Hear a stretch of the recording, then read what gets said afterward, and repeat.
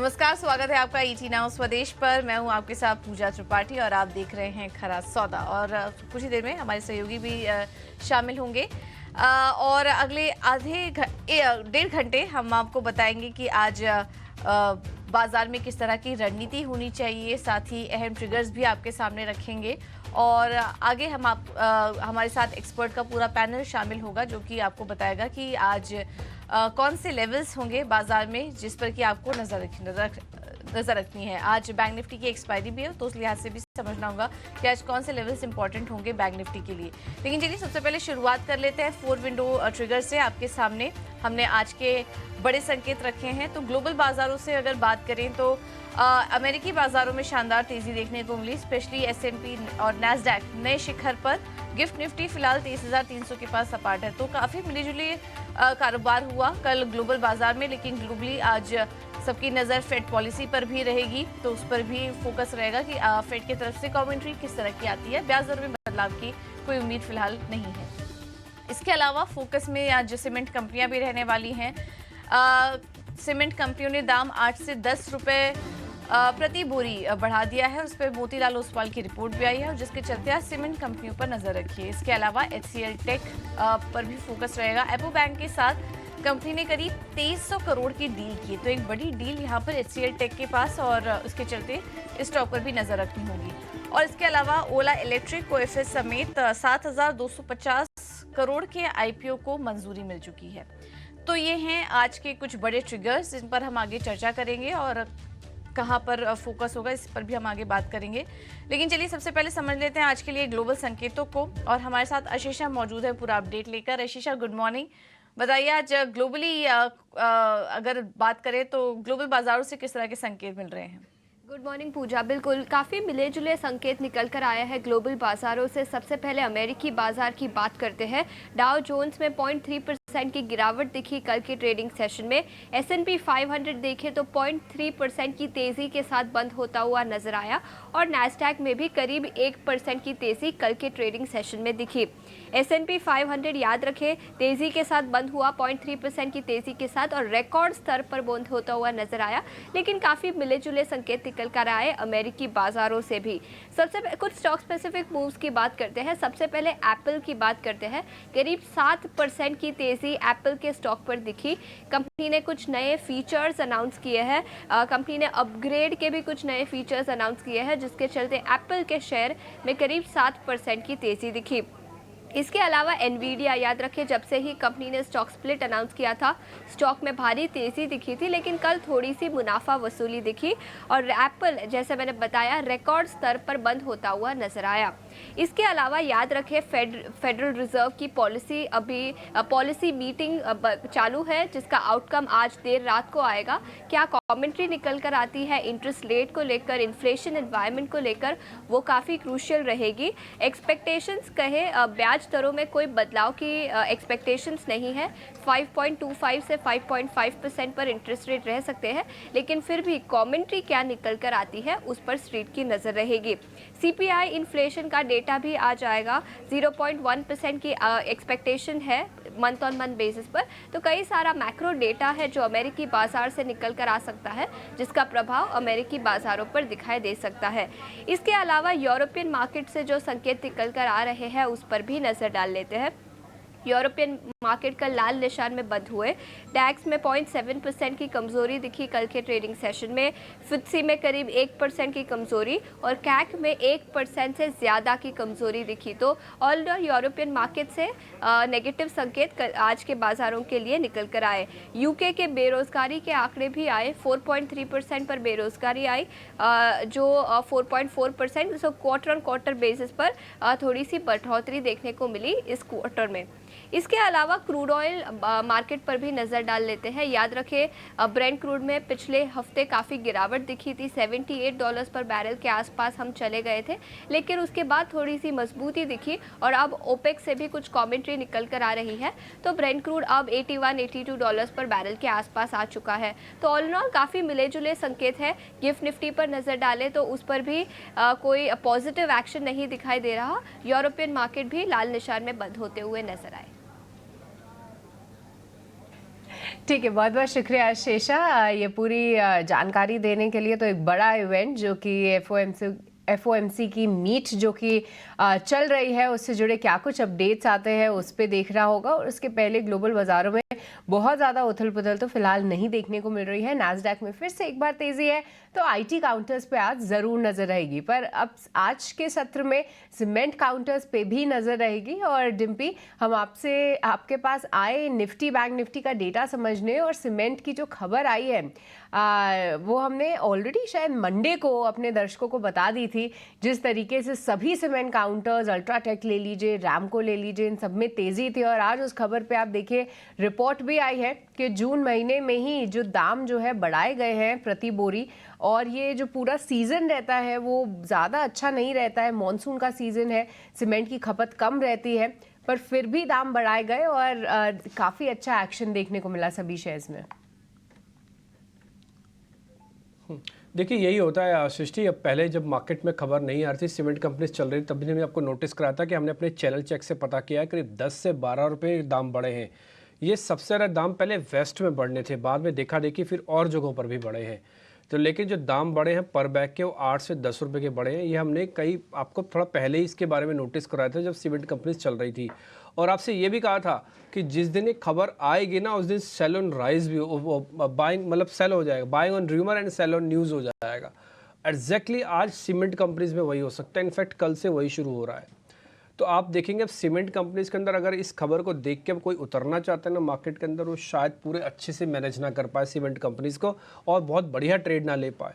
क्योंकि मार्केट के अंदर एक लेवल के इंटेलिजेंस को थोड़ा आपको और आगे रखना पड़ता है, और वही आपको थोड़ा चेक करना पड़ता है। अगर डाटा सीमेंट कंपनीज का पॉजिटिव बन रहा है तो न्यूज़ फ्लो पीछे पीछे आता है उसके, और वही एग्जैक्टली हुआ।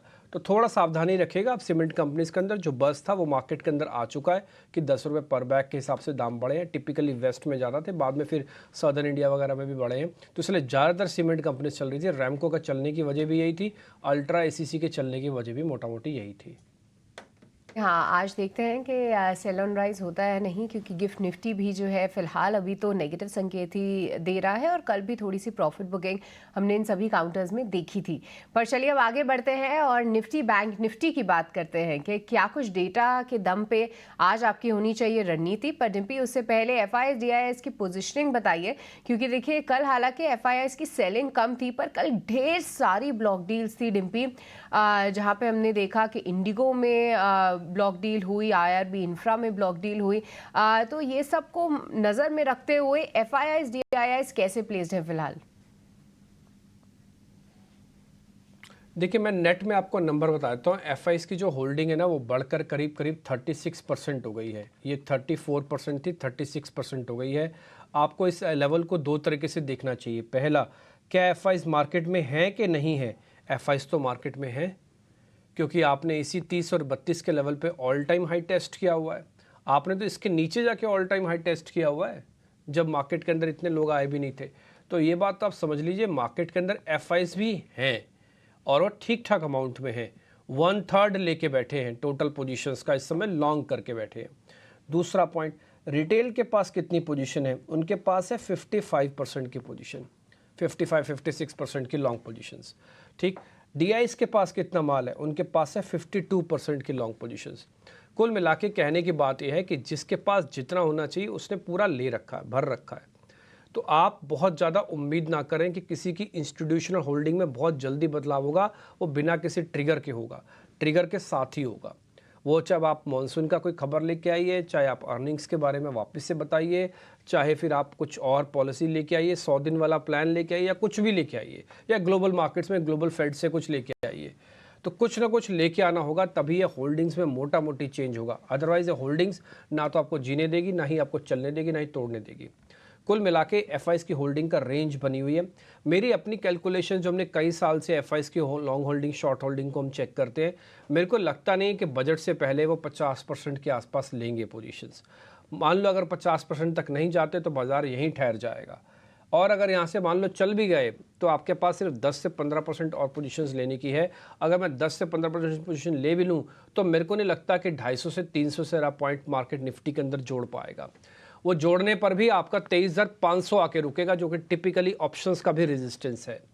तो अगर सबसे सारी चीज़ों को मैं एक साथ क्लब भी कर दूं, एफआईएस की होल्डिंग, रिटेल का पैटर्न, डीएस का पैटर्न, टिपिकली अर्निंग्स का पैटर्न, ट्रिगर का पैटर्न, तब भी 23,500 से ऊपर अभी तो फिलहाल बाजार जाता हुआ नहीं दिख रहा है। और अगर जाना होता तो 2 दिन उसके पास मौके थे, वो जा भी सकता था, वो नहीं हो पाया।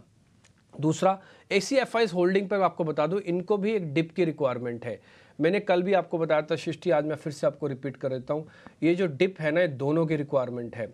जिन्होंने 23,400-500 पे शॉर्ट किया, उनको भी तो पैसे कमाने का हक है ना इस बाजार में, उनको भी तो 300-400 पॉइंट आप दोगे।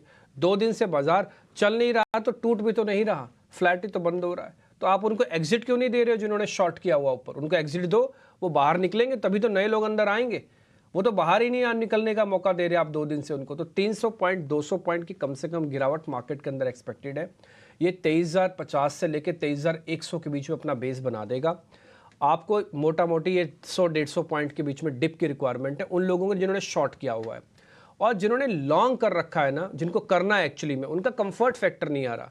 आप मेरे को बताओ, कल कौन सी नेगेटिव खबर मार्केट के अंदर प्रिवेल कर रही थी, फिर बाजार क्यों नहीं चला आपका? परसों कौन सी ऐसी खबर थी जो मार्केट के अंदर प्रिवेल कर रही, बाजार क्यों नहीं चला आपका? अरे 10% विक्स टूट गया, फिर भी मार्केट नहीं चला। सोचो आप, मार्केट के अंदर फियर कम हो गया, वॉलिटिलिटी कम हो गई, पुट कॉल रेशियो 1 से नीचे है, फिर भी मार्केट नहीं चला। एफआईएस की होल्डिंग 2% से बढ़ गई, फिर भी मार्केट नहीं चला। तो मार्केट चलने के लिए क्या है? डिप्लॉयमेंट की प्रॉब्लम आ रही है। पैसा तो है, लगा नहीं पाओगे। मैं पैसा दे दूंगा पूजा जी और आपको मैं बोलता हूँ 5-5 लाख रुपए लो मार्केट के अंदर पैसा लगाओ, लगेगा ही नहीं आपसे। 3 लाख रुपए लगाओगे, 2 लाख के लिए सोचना पड़ेगा कि कौन सा शेयर ढूंढूं मैं। तो ये जो प्रॉब्लम है ना, ये मार्केट के अंदर सीवियर प्रॉब्लम है। तो यही चीज़ मैं आपको एफआईएस और डीएस की होल्डिंग से, एक छोटे से डिप की रिक्वायरमेंट है, आज आए कल आए वो देखते हैं, बट रिक्वायरमेंट तो है। देखिए,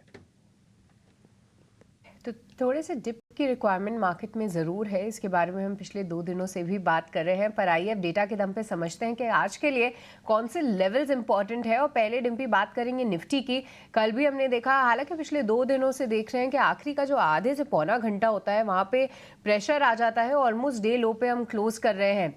आज के लिए किस तरीके के डेटा पैन आउट हो रहे हैं? क्या यहाँ पे कोई लॉन्ग के मौके दिख रहे हैं खुलते ही? क्योंकि मार्केट रोज के रोज दोनों ही साइड के मूव कहीं ना कहीं 50-60 पॉइंट्स के जरूर दिखा रहा है। ये सबसे बेहतरीन मौका होता है जो कॉल राइटर और पुट राइटर होते हैं, यानी कि जिनको पुट बेचनी है, जिनको कॉल बेचनी है। अगर आपको यकीन ना और आप मेरी बात पे मत किया जाए ट्रस्ट, आप सिर्फ डाटा पैटर्न उठाइए।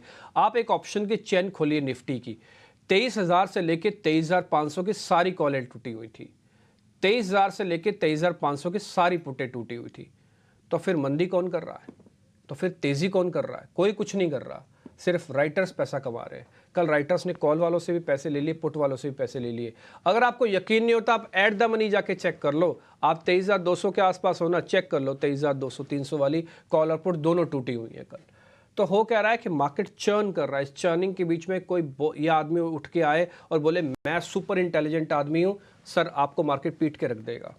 कोई आदमी ये उठ के आया कि मैं सुपर इंटेलिजेंट आदमी हूँ ऑप्शंस के अंदर और मैं आपसे शॉर्ट करके पैसा कमाऊंगा, मार्केट ने कल जाते जाते आपसे पैसे वापस दे दिए आपको, या ले लिया आपसे, व्हाटएवर जैसे भी हुआ। तो कुल मिला के अगर आप इस रेंज के मार्केट को प्ले करना चाहते हो, राइटिंग सीख लीजिए। और राइटिंग नहीं आती है तो फिर अवॉइड कर दो, मत करो ना कॉल और पुट। जरूरी थोड़ी ना कि रोज आपको कॉल और पुट के अंदर ट्रेड करना है। ये तो है पहला पॉइंट जो ऑप्शंस ट्रेड करते हैं, और टिपिकली सबसे बड़ा वॉल्यूम ऑप्शंस के अंदर आता है, इसलिए थोड़ा सावधान बोल रहा हूँ आपको मैं। जिस दिन आपका एक्साइटमेंट का लेवल लगे, जिस दिन आपको लग रहा है मार्केट बेस बना रहा है, यहाँ से बहुत बढ़िया चलेगा, उस दिन आ जाओ, कॉल ले लो, क्या दिक्कत है, कॉन्टिन्यूटी इफेक्ट भी मिलता है। लेकिन जिस दिन आपको डाउट है कि चलेगा नहीं चलेगा, उस दिन क्यों आना? डाउट में तो पैसे खाएंगे आपके राइटर्स। ये है पहला पॉइंट। दूसरा पॉइंट, निफ्टी के अंदर कल ओपन इंटरेस्ट के लिहाज से कुछ भी नहीं हुआ, फ्लैट ट्रेड था, ना कोई बेच रहा था ना कोई खरीद रहा था। एक चीज मैं आपको एफआईएस के नंबर से नोटिस करा देता हूं, उन्होंने कल 24,000 करोड़ रुपए की ऑप्शंस की सेलिंग भी की है। ये टिपिकली हेज होता है, जब वो कैश में खरीदे या हल्का सा भी बेचे वो मैटर नहीं करेगा, लेकिन अगर क्वांटम बड़ा आ गया ऑप्शंस के अंदर सेल का, इसका मतलब हेजिंग होगी ऊपर से, कहीं ना कहीं किसी ना किसी लेवल पे आके हेज हुआ है। तो मार्केट का हेज होने से रेजिस्टेंस पक्का होता है, सपोर्ट पक्का नहीं होता। पहला पॉइंट। दूसरा पॉइंट, अगर आप मार्केट में रेंज देखेंगे ना तो 23,000 से 23,500 के रेंज है। 23,500 का टफ रेजिस्टेंस है, पार नहीं हो रहा मार्केट से, और 23,000 का सपोर्ट है जिसकी बेसिक में टिपिकली रिक्वायरमेंट है। तो जिनको ये करना है कि बाइंग, अब अच्छा मैं तो नहीं बोलता, हमारे मेहमान बोल रहे थे कि बाइंग ऑन डिप्स कर लो। भाई डिप लाओगे तभी तो बाइंग ऑन डिप करेंगे, डिप तो आए, तो डिप तो आ ही नहीं रहा। तो डिप की मेरे को वेट है, वो डिप 100-200 पॉइंट का चाहिए, वो डिप आ जाएगा, आप ज़रूर बाय करना। मार्केट का स्ट्रक्चर कोई ख़राब वराब नहीं है, मार्केट वापस से चल सकता है, बहुत बढ़िया तरीके से चल सकता है, लेकिन प्रॉब्लम सिर्फ यही है कि आपको कंफर्ट आना चाहिए, डिप्लॉयमेंट ऑफ मनी होना चाहिए। तो आपके लिए स्टॉप लॉस हो गया 23,000, आपके लिए टारगेट हो गया 23,500 का, टिप में प्लस करना 23,050, 23,100 पे, और उसके बाद आपको अपना टारगेट लगा लेना। शॉर्ट नहीं करना क्योंकि मार्केट फ्यूरियस बुल रन के अंदर है, बाइंग ऑन डिप करना, शॉर्ट नहीं करना। सेकंड क्वेश्चन पूछिए मत सृष्टि, शॉर्ट करना ही नहीं है आपको, ना तो पुट कॉल रेशियो आपको अलाउ कर रहा है, ना ही आपका मार्केट का रिदम आपको अलाउ कर रहा है, ना ही मार्केट का कोई डाटा आपको अलाउ कर रहा है। शॉर्ट मत करो, अगर ऊपर पे बेचा हुआ है तो अब आप भी 23,100 पे प्लस कर लेना, वापस कवर कर लेना। और बैंक निफ्टी में भी क्या यही राय होगी, यही रणनीति होगी, क्योंकि वो तो लाल निशान में बंद हुआ, करेक्शन वहां पर भी मुनाफा वसूली देखने को मिली, तो बैंक निफ्टी में आज क्या करे डिम्पी? देखिए पूजा, अगर आपने ये बात बोल दी है कि वो लाल निशान में बंद हुआ है, तो ये भी चेक करिए लाल निशान था कितना बड़ा, वो था 75 पॉइंट का। इंडेक्स कितना है, 50,000 का इंडेक्स है, 75 पॉइंट होटे के परसेंटेज में 0.05 भी नहीं बनता, एथिकली देखा जाए तो आधा % भी नहीं बन रहा, और 1% के तो इम्पाइल्ड वॉलिडिटी होती है। मैं सिर्फ अगर इंडेक्स पे 1% भी लगा दूं ना, तो 450 पॉइंट का मेरे को स्विंग तो बैंक निफ्टी के अंदर डेली का चाहिए, और होता है, और होगा भी, है ना। तो ये आपका बड़ा डल सेशन रहता है मार्केट के अंदर। अब आ जाते हैं कि निफ्टी बैंक के अंदर टिपिकली क्या क्या, इसकी भी यही प्रॉब्लम है। कल ओपन इंटरेस्ट में कुछ बदलाव नहीं हुआ, ओपन इंटरेस्ट इतना है क्या जितने के अंदर ये फ्यूल है, फ्यूल तो दोनों के पास है, बट फ्यूल के अंदर प्रॉब्लम ये है कि वो बता नहीं रहा, डायरेक्शन नहीं क्लियर कर रहा। दूसरा पॉइंट, अगर आप कल देखेंगे तो कल 75 पॉइंट टूटा, लेकिन अगर आप बैंक निफ्टी के फ्यूचर दिखाएंगे ना, तो कल वो 2 पॉइंट ऊपर जाके बंद हुए हैं।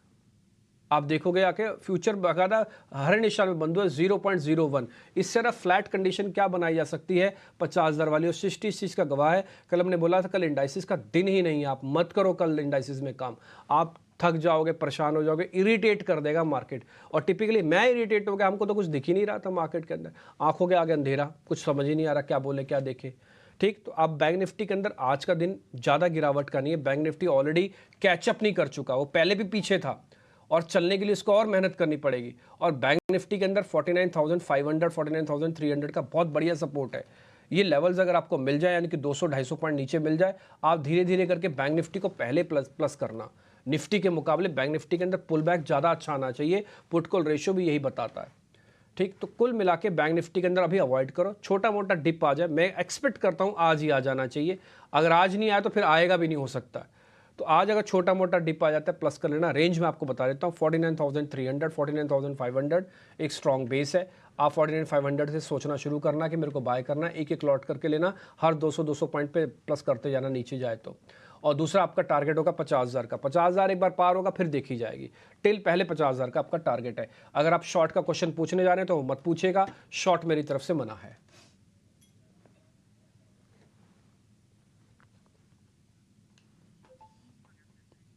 ठीक है, अब हम अपने मेहमानों को जोड़ लेते हैं। शॉर्ट तो हमने मना करवाई दिया। सोनी पटनायक आज के हमारे मेहमान हैं, उनसे जरा करते हैं बातचीत। और भी मेहमान दिखाइए, सबका स्वागत करेंगे। खैर सोनी पटनायक को तो 4800 वाली जो कॉल थी हमने उसकी बधाई भी दे दी थी। कल सोनी पटनायक आपकी कुलीग हमारे साथ थी अवनी भट्ट, तो हमने उनको बधाई दे दी थी आपकी वो एशियर मोटर वाली कॉल। और दूसरा कल एक और बधाई भी पहुँचाई थी हमने आपकी, वो थी टाटा केमिकल्स की। ध्यान है आपने टाटा केमिकल्स की भी एक कॉल दी थी और मैंने आपसे रोक के पूछा था कि टाटा केमिकल मैडम चल जाएगा?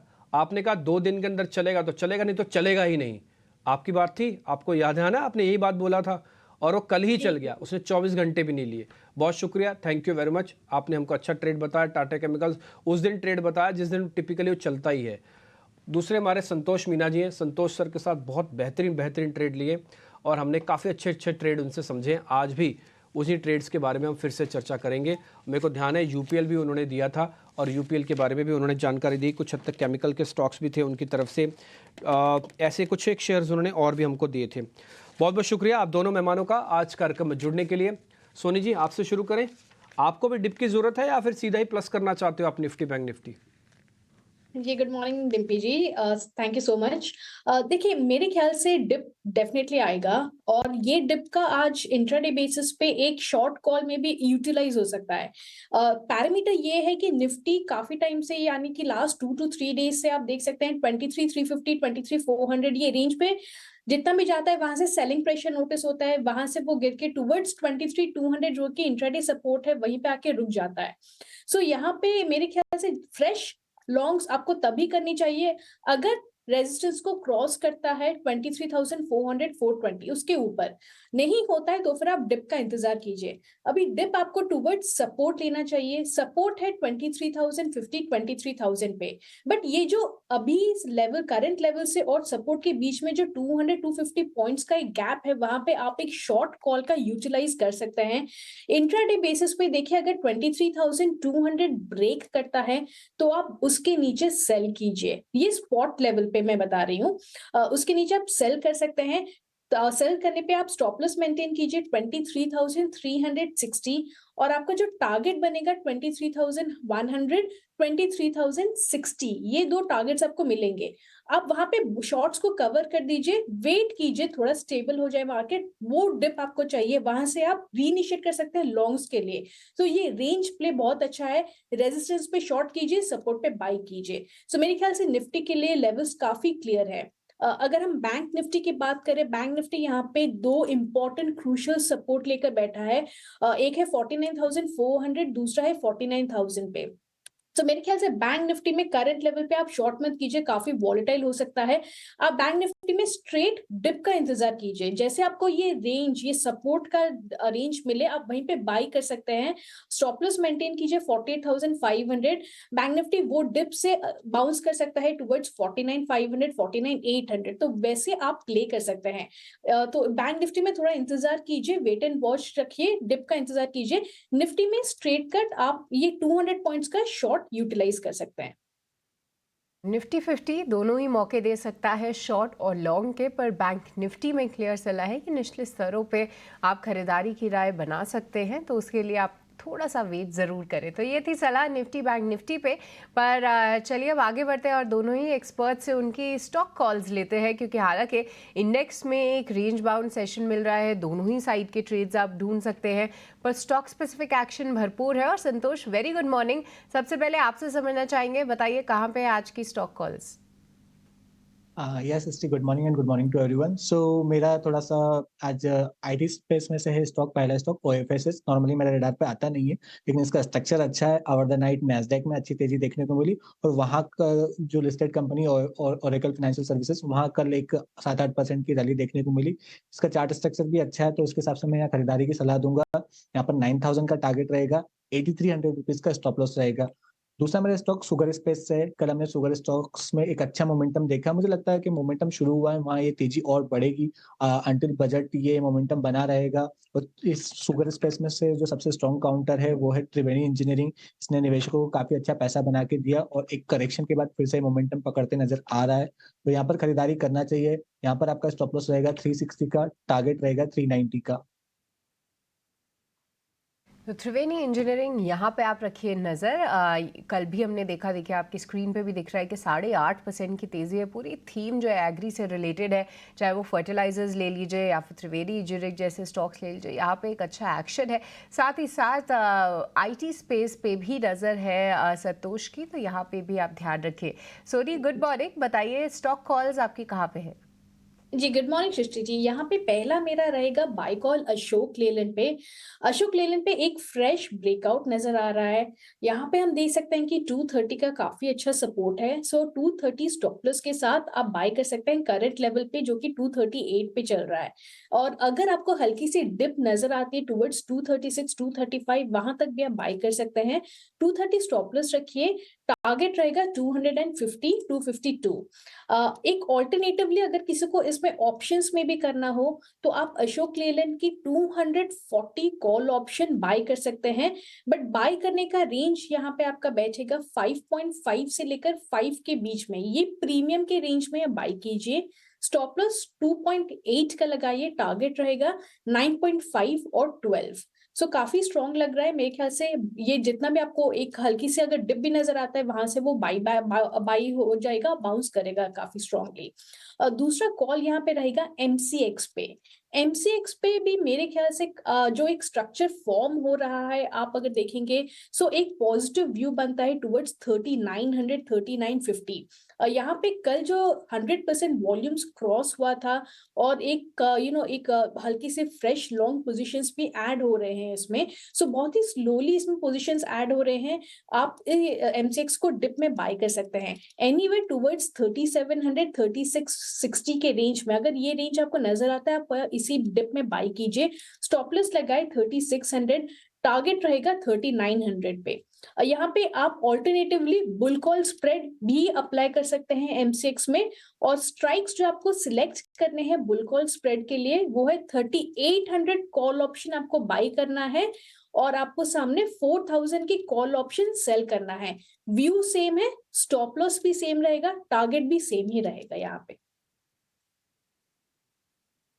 है शुरुआती 4 ट्रेड आपको बताए, चारों के चारों खरीदारी की तरफ, अशोक लीलैंड, एमसीएक्स सोनी की तरफ से, संतोष जी की तरफ से ओएफएसएस और त्रिवेणी में आप तेजी करके चल सकते हैं। चलिए अब कुछ खबरों वाले शेयर्स पर भी नजर डाल लेते हैं और उन पर भी एक एक करके हम बात करेंगे। शरद हैं हमारे साथ आज के ट्रिगर्स और खबरों वाले शेयर्स बताने के लिए। शरद बताइए, good morning.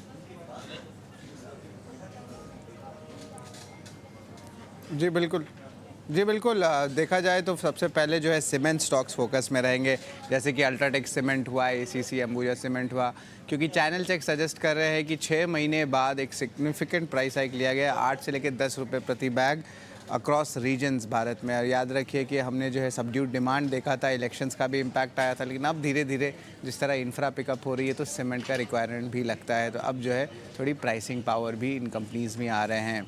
TVS motor, Bajaj auto, रतन इंडिया, वर्ल्ड विजार्ड, इन स्टॉक्स का नाम मैं इसलिए ले रहा हूँ क्योंकि इनका जो है ई सेगमेंट में 2 व्हीलर में एक्सपोजर है। ये इम्पॉर्टेंट इसलिए है क्योंकि ओला इलेक्ट्रिक ने जो है सेबी की अप्रूवल आ गई है 5500 करोड़ रुपए का आईपीओ को लेके, तो ऑफकोर्स इन स्टॉक्स में भी थोड़ी हलचल देखने मिल सकती है। थोड़ी सी नेगेटिव डेवलपमेंट आई है एविएशन स्टॉक्स, जैसे कि स्पाइस जेट, इंटरग्लोब एविएशन की। जो है इंटरेस्टिंगली राम मोहन नायडू जो यूनियन सिविल एविएशन मिनिस्टर है, एक्सक्लूसिवली हमारे सिस्टर चैनल ईटी नाउ ने उन्होंने कहा कि एयर फेयर्स जो है बढ़ चुके हैं, अभी एक बड़ा मेजर कंसर्न है और आगे जाते हुए वो मीटिंग करने वाले मिनिस्ट्री ऑफिशियल्स के साथ ये एयरफेयर्स के सब्जेक्ट को लेके। तो ऑफकोर्स थोड़ी सी सेंटिमेंटली नेगेटिव न्यूज़ फ्लो है। बीएल काश्यप, 2 अलग अलग न्यूज़ फ्लो आई है। एक तो सबसे पहला सेबी का समनिंग हुआ है और दूसरा 924 करोड़ रुपए का डीएलएफ से जो है एक बड़ा ऑर्डर भी आया है स्ट्रक्चर के ऊपर। देखा जाए तो एक टाइप से ठेकेदारी वाला स्टॉक है, लेकिन इंटरेस्टिंगली इसका मार्केट कैप सिर्फ 2050 करोड़ रुपए का है। तो ऑर्डर फ्लो 2 आ रहे हैं लगभग 1000 करोड़ के, और एक साइड आपको सेबी का समन भी देखने मिल रहा है। कैस्ट्रॉल इंडिया की बात करते हैं, हमारा 5वां स्टॉक। यहाँ पे केदार लेले को जो है एमडी के तौर पे अपॉइंट किया गया अगले 5 साल तक। उन्होंने लीडरशिप पोजीशंस एचयूएल में जो है उनके देखने मिले पिछले 15 से 20 साल में, और इंटरेस्टिंगली उन्होंने एचयूएल को ई कॉमर्स में भी लाया। गो डिजिट इंश्योरेंस की बात करें तो स्ट्रॉन्ग Q4 अपडेट्स आए हैं। ग्रॉस रिटर्न प्रीमियम की बात करें तो लगभग 20% ऊपर है, और पैट की बात करें तो वो लगभग डबल हो जाएगा। HCL टेक की बात कर लेते हैं तो लगभग 2300 करोड़ का माफ़ करेगा डील आया है जर्मनी के सबसे बड़े largest cooperative primary bank apo bank के साथ। ये डील 7.5 साल का है। टीवीएस सप्लाई चेन सॉल्यूशंस की भी बात करते हैं, 5 साल का जो है कॉन्ट्रैक्ट रिकॉर्ड आया है डैमलर ट्रक के साथ। और इंटरेस्टिंगली बात करें तो डैमलर ट्रक जो है दुनिया का सबसे बड़ा कमर्शियल व्हीकल्स का मैन्युफैक्चरर है।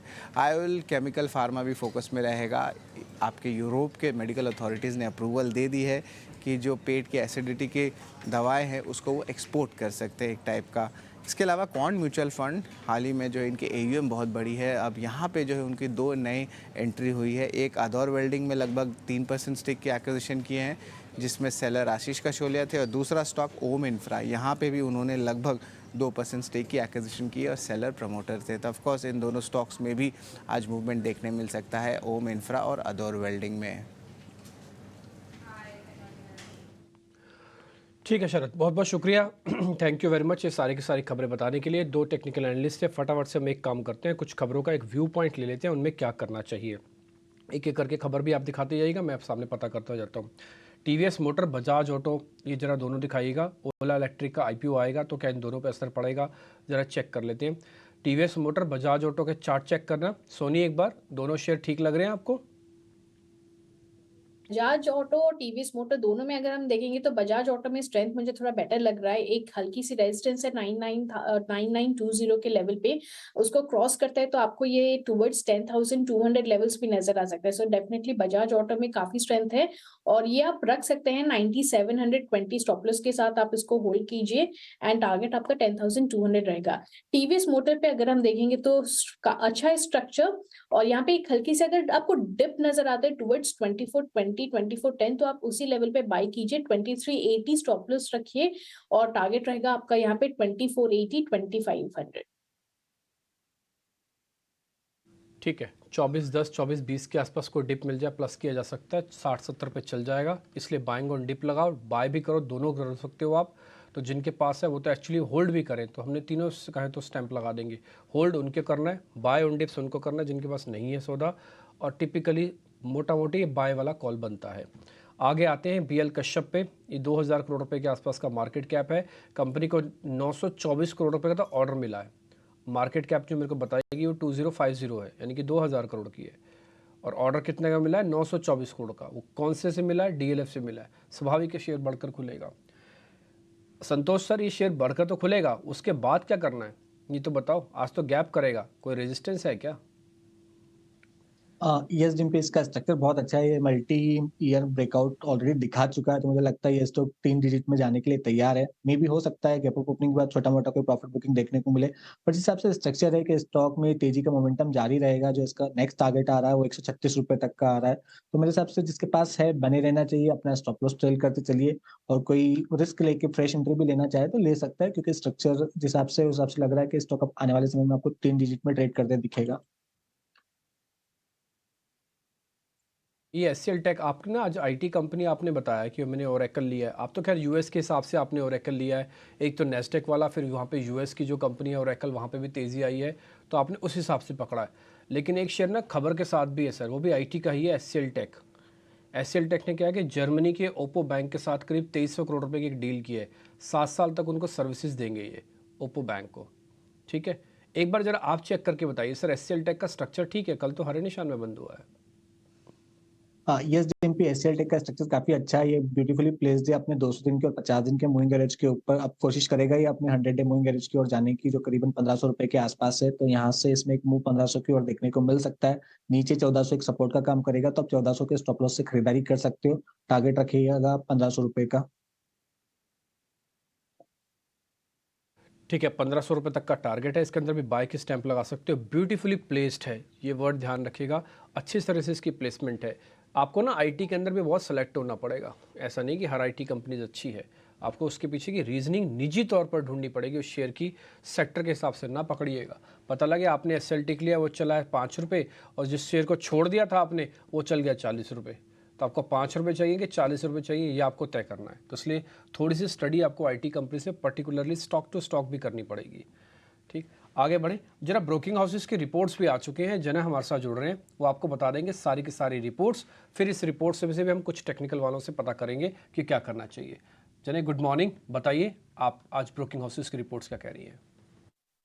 जी, तो पहला स्टॉक जो फोकस में रखा हुआ है टाइटन। मॉर्गन स्टैनली ने अपनी रिपोर्ट निकाली है जिस पे उन्होंने अपना इक्वल वेट रेटिंग को बरकरार रखा है। उनका जो टारगेट प्राइस है वो है 3526 रुपीज़।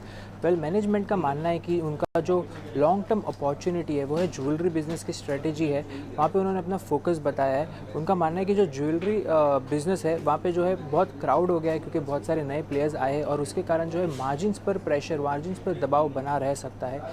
कंपनी जो है आगे चलकर उनका जो फोकस रहेगा वो है मार्केट शेयर को ग्रो करने पे। अगर हम करंट मार्केट शेयर देखें तो उनका 8% करीब मार्केट शेयर है, तो आगे चलकर उनका उस पर फोकस रहेगा। कंपनी ऑल्सो जो है इसके लिए नई इन्वेस्टमेंट्स पर प्रायोरिटी दे रही है ताकि उनकी ग्रोथ बढ़ पाए। मूविंग ऑन, सिटी ने जो है इंडसइंड बैंक पर अपनी रिपोर्ट निकाली है। उनका जो मेंटेन रेटिंग है वो है बाय का है, और उनका जो टारगेट प्राइस है वो है 2010 रुपये का। मैनेजमेंट का मानना है जो है कॉन्फिडेंट है लोन बुक की ग्रोथ पे।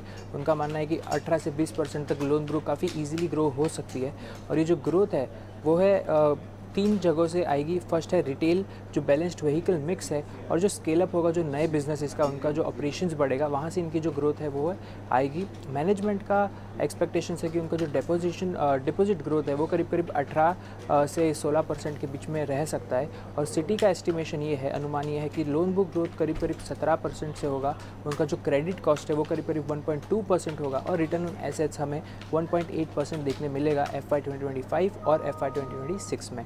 आगे चल के थर्मैक्स फोकस में रहेगा, क्योंकि गोल्डमैन सैक्स ने अपनी रिपोर्ट निकाली है जहाँ पे उन्होंने अपना सेल रेटिंग बरकरार रखा है, और उनका जो टारगेट प्राइस है वो है 2710 रुपये।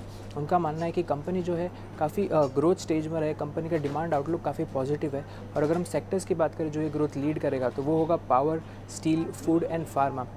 लेकिन मार्केट ने जो वैल्यूएशंस दिया है कंपनी को, वो 2 साल के आगे को देखकर ऑपरेशंस को वैल्यूएशंस दिया है, जो उनको काफ़ी हाई लगता है। क्योंकि अगर हम कंपनी की अंडरलाइंग टेक्नोलॉजी भी देखें तो वो काफ़ी शुरुआत के स्तरों पर, और जो काफ़ी बदलाव आ रहे हैं वो टेक्नोलॉजी में, तो इसी के चलते उन्होंने अपनी जो है सेल रेटिंग बरकरार रखी है। तो ये रहेंगे स्टॉक्स आज फोकस में।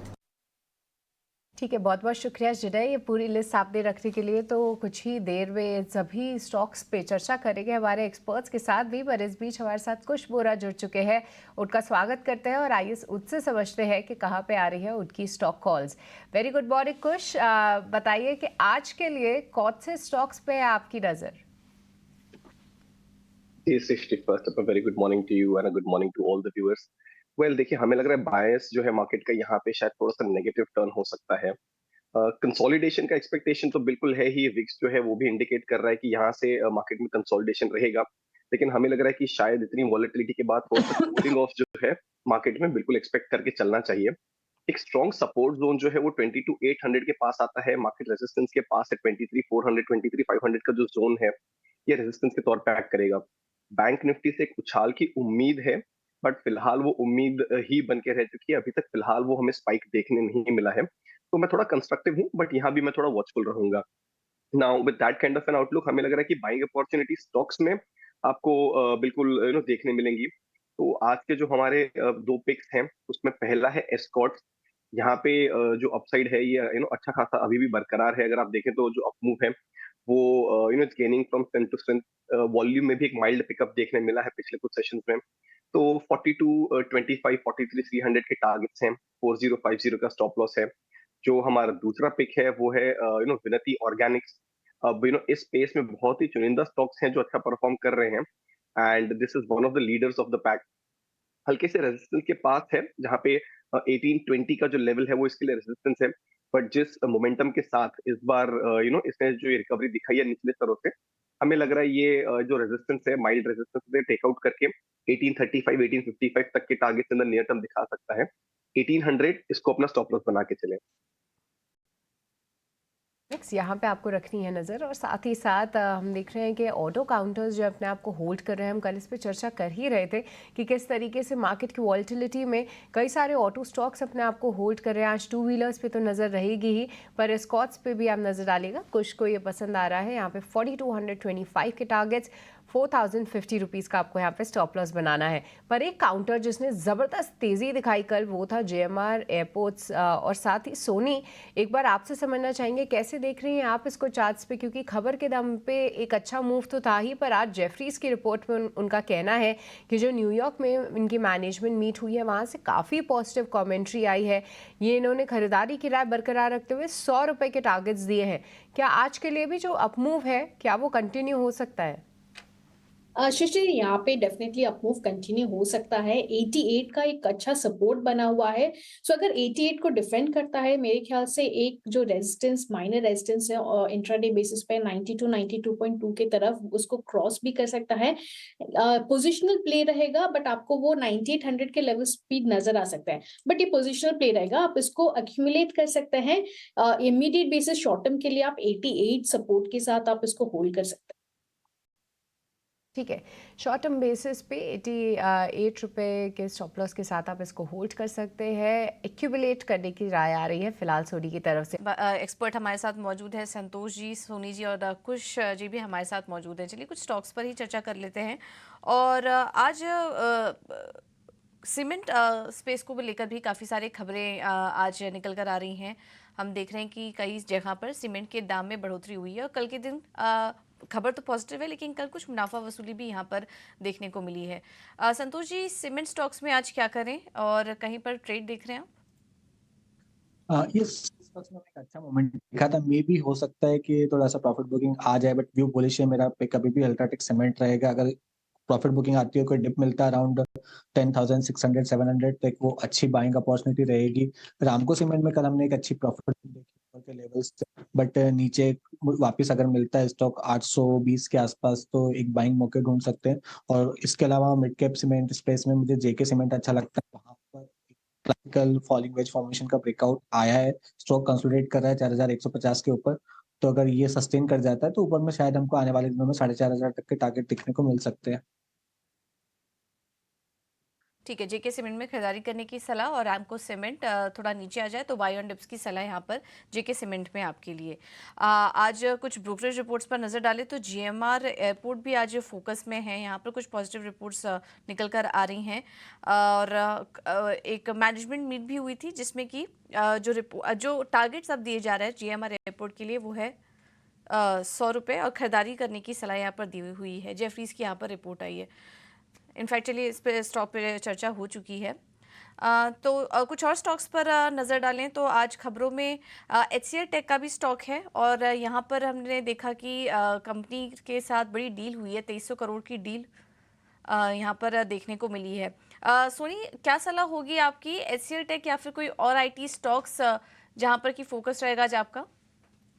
देखिए आईटीज में डेफिनेटली मोमेंटम काफी अच्छा है और एचसीएल टेक में भी अगर हम देखेंगे स्पेसिफिकली तो मेरे ख्याल से एक जो कंसोलिडेट कल और परसों की तरफ कर रहा है अच्छा है। एक रेजिस्टेंस है टुवर्ड्स 1440 1442, तो आई थिंक जब वो क्रॉस करेगा आपको फर्दर अपसाइड टुवर्ड्स 1480 के लेवल्स भी नजर आ सकते हैं। सो आप होल्ड कर सकते हैं जब तक 1400 का एक सपोर्ट डिफेंड हो रहा है, तब तक ये आप अक्यूमुलेट कर सकते हैं और टुवर्ड्स 1480 एक टारगेट बनेगा, वहां पे आप बुक कर सकते हैं प्रॉफिट। ठीक है, तो ये है सलाह HCL टेक पर। इसके अलावा कल का टॉप गेनर ONGC, यहाँ पर भी 5% की बढ़त देखने को मिली और आज कुछ ऑयल एंड गैस कंपनियां फोकस में भी रहेंगी। कुछ रिपोर्ट्स निकल कर आई हैं जिसके चलते आज इस सेक्टर पर नज़र रखिए। ONGC भी कल दिन के ऊपरी स्तर पर जाकर बंद हुआ था 5.5% ऊपर। आज शुरुआत कैसी हो सकती है कुछ ONGC में, कोई ट्रेड लेना चाहिए? पर देखिए यहाँ पे मुझे लग रहा है एटलीस्ट अबाउट 10 रुपीस का स्पेस है ऑन द अपसाइड, जहाँ पे ये स्टॉक 283 285 के जो लेवल्स हैं यहाँ तक एक बार के लिए एक मूव दिखा सकता है। पिकअप हो रहा है, टर्न अराउंड प्ले है और जो इसकी की एवरेजेस हैं जस्ट उसके ऊपर की क्लोजिंग हुई है तो वो भी मेरे हिसाब से काफी हेल्दी साइन है। तो रेजिस्टेंस यहाँ पे आपको 285 के पास मिलेगा, तो ओपनिंग अगर आपको इन क्लोजिंग लेवल्स के आसपास ही मिले तो आप 285 तक के टारगेट्स के लिए एक शॉर्ट टर्म ट्रेड कंसिडर कर सकते हैं। इसका सपोर्ट जो है वो 267 का जो लेवल है इसके पास आ रहा है, तो रिस्क रिवॉर्ड रेशियो आपको ब्रॉडली स्पीकिंग 1:2 के आसपास का मिल जाएगा। तो नियर टर्म के लिए 285 तक के टारगेट्स के लिए अगर कोई चाहे तो एंट्री ले सकते हैं। कुछ ऐसे स्टॉक्स भी होते हैं जो कि आपको कई साल बाद दिखते हैं लेकिन वो बड़े अच्छे से नोटिस होते हैं। मैं एक शेयर आपको वैसे नोटिस कराता हूँ, वो है बजाज हिंदुस्तान। अभिषेक जी भी इस बीच हमारे साथ जुड़ चुका है, उनके पास भी चलेंगे और ज़रा पता करेंगे, लेकिन पहले ज़रा संतोष मीना के पास जाना चाहूँगा। संतोष सर, बजाज हिंद का चार्ट खोलिए, कल 9% है। अभी आपने कहा ना कि शुगर वाले स्टॉक्स बढ़िया चलेंगे, आपने त्रिवेणी का एग्जाम्पल दिया, मेरा भी ऐसा मानना है कि ये कॉमोडिटी वाले स्टॉक्स हैं, खबर अच्छी है एथेनॉल वाली और शुगर की खुद से भी अच्छी डिमांड है तो ये चल सकते हैं। आप जरा ना बजाज हिंदुस्तान का बढ़िया वाला चार्ट खोलिए और ये चार्ट आप मंथली खोलिएगा, आप वीकली देखेंगे दिखेगा नहीं, मंथ वाला खोलना। एक बहुत बढ़िया शानदार ब्रेकआउट हो रहा है, शेयर 2 गुना भी हो सकता है, 36 रुपये वाला शेयर 70 रुपये भी हो सकता है, ये मैं मजाक नहीं कर रहा हूँ। एक बार जरा आप इसको चेक कीजिए, क्या प्लस करना है कि नहीं करना। डिम्पी कंप्लीटली एग्री, मैं भी, ये मेरे रडार पर है और मैंने भी यही क्लाइंटों को सलाह दी कि शायद ये स्टॉक 70-80 रुपए तक इजीली जा सकता है, क्योंकि टेक्निकली यहाँ पे 20 रुपए के आसपास एक टर्न अराउंड दिख रहा था और कल एक न्यूज आई है कि शायद इसको जो एनसीएलटी में जा रहा था उस पर रोक लगी है। स्टॉक में एक टर्न अराउंड देखने को मिल रहा है कंपनी में, तो मुझे लगता है ये स्टॉक डेफिनेटली पोटेंशियल रखता है यहाँ से डबल होने का। तो जो थोड़े से छोटे टिकट साइज के काउंटर पसंद करते हैं, थोड़ा सा एग्रेसिव खेलना चाहते हैं, तो ये काउंटर हो सकता है जहाँ पर रिस्क ली जा सकती है। स्टॉप लॉस रखिए आप, अगर आपको रखना है तो ₹27 का, और पोटेंशियली लग रहा है कि 75-80 रुपीज़ तक की अपसाइड देखने को मिल सकती है। ठीक है, तो ये शेयर आपने हमको कर दिया ओके, और आप ये कह रहे हैं कि इसके अंदर पोजीशन ली जा सकती है। आपकी खुद की रडार पे भी था, हमें नहीं पता था आपकी रडार पे भी है शेयर। हमने तो ऐसे रैंडमली चार्ट सिलेक्शन देख रहे थे, तो आपने भी कहा हम भी इसको देख ही रहे हैं, तो अच्छी बात है। आपकी भी नोटिस में था, हमारी भी नोटिस में आ गया, काम बन सकता है। आगे बढ़े, अभिषेक जैन आपको तस्वीरों में दिख रहे होंगे। अभिषेक सर नमस्ते, कैसे हो आप, नमस्ते। ठीक हो? एकदम बढ़िया सर, आप कैसे हैं? ठीक, एकदम बढ़िया, बढ़िया सर। अच्छा सर, अभिषेक जी ये बताइए जरा, ये रेलवे वाले काउंटर्स पे क्या किया जाए? एक सेकंड राउंड की बाइंग आ रही है, लेकिन अब आरवीएनएल में नहीं आ रही है, अब इरकॉन में नहीं आ रही है, अब आई है आईआरसीटीसी के अंदर, अब आ रही है कॉन्कोर के अंदर। ये थोड़ा सा पैटर्न चेंज हुआ है, तो आप मेरे को जरा रेलवे काउंटर्स के बारे में बताइए, क्योंकि ये सरकार के गठन होने के बाद फिर से एक राउंड की तेजी आई है, सेम मिनिस्टर भी आ गए। देखिए, अगर हम रेलवे स्टॉक्स की बात करें तो एक जो सबसे बड़ा आरवीएनएल में, आईआरसीटीसी में तो इसलिए आई है कि गवर्नमेंट का एक जो कल अनाउंसमेंट आया था कि they are going to focus on railway tourism, और टूरिज्म पे, डोमेस्टिक टूरिज्म पे काफी फोकस करेंगे। और उन्होंने एक स्पेशली एक कल्चर मिनिस्टर भी, संस्कृति मिनिस्टर भी एक बनाया है। तो ऑब्वियसली एक railway is IRCTC is going to be the big beneficiary. तो हो सकता है इस कारण से आईआरसीटीसी में बढ़ोतरी देखी गई है। कॉनकोर का व्यू ये है कि अभी डीएफसीआईएल का जैसे जैसे एक्सपेंशन होगा तो इनको एक बेनिफिट मिलना चालू होगा। दूसरा, जो कंपनी में आगे मेरे को लगता है कि एक जो बड़ी अपॉर्चुनिटी है राइट नाउ एट, मेरे को लगता है कि जब भी ये डाइवेस्टमेंट का गवर्नमेंट का आएगा, तो कॉनकोर इज समथिंग जो एकदम स्ट्रेटेजिक भी नहीं है राइट नाउ, तो एक आगे जाके उसमें आप डाइवेस्टमेंट दिखा जा सकता है। तो उसका एक दो रीजन जो ये इन कारण से हमें लगता है कि ये 2-3 स्टॉक्स, आई थिंक कॉनकोर में फिर से काफी इंटरेस्ट आया है। कमेंट्री भी अच्छी थी, इन्होंने 25% ग्रोथ की बात की है। आई वुड, हमने जिस दिन 2000 ये 3 जून की मंदी, 3-4 जून का जो फॉल आया था, उस टाइम में जो हमने लिया था, तो हमने ये स्टॉक 900 रुपए के आसपास आ गया था, तब एक बहुत अच्छा लेवल आ गया था। एक करंट लेवल पे मैं ये बोलूंगा कि थोड़ा सा नीचे आए तो 900 950 के आसपास it can be a very good bet for the portfolio. Fundamentally मेरे को काफी अच्छा लगता है। बाकी most of the railway stocks आज आज की तारीख में मेरे हिसाब से फुली वैल्यूड की रेंज में के आसपास ही हैं राइट नाउ। बिजनेस विजिबिलिटी काफी अच्छी है, तो आप इरकॉन, आरवीएनएल वगैरह, इनको हो सकता है कि अभी आपको और ऑर्डर्स, जैसे जैसे ये ऑर्डर्स मिलते जाएंगे, बट फंडामेंटली अगर आप देखेंगे तो many of the stocks are fully valued at this point of time.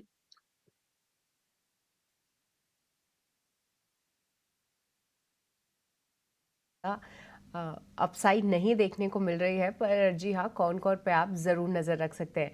पर चलिए इसी के साथ अब आगे बढ़ते हैं और जोड़ते हैं भसीन जी को और जानेंगे उनसे आज के बेहतरीन शेयर्स।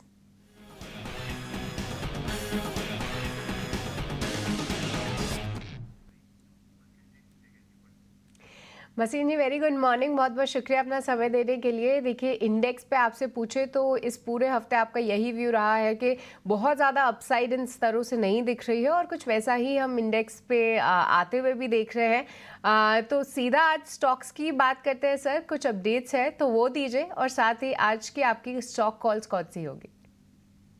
हाँ, गुड मॉर्निंग सृष्टि, आपको, डिम्पी और पूजा को। बिल्कुल देखिए 3 दिन से इंडेक्स वही कर रहा है जो आपको कह रहे हैं, राइज आता है, सेकंड हाफ में सेलिंग आ जाती है। इंडेक्स में भी रेंज बाउंड, आज फेड की बैठक है और उसके लिए अटकली है। कल सृष्टि जी 450 पॉइंट डाउन था डाउ, और 120 बंद हुआ, और माइक्रोसॉफ्ट 7% बढ़ गया, $212, $3.2 ट्रिलियन। तो real money is in technology, और कोई दो राय नहीं। अगर टेक स्पेंडिंग में और पैसा गया जो दिख रहा है, तो मुझे लगता है आईटी शेयर्स इंडिया में बहुत भागेंगे। नेक्स्ट रन अप और लीडर्स में आईटी आएगा। इस कारण से आपको पहले भी कहा, कल भी मैंने कहा था, tech Mahindra, LTIM, tech Mahindra gainer था, एम्फोसिस पे ओवरवेट हो गए हम।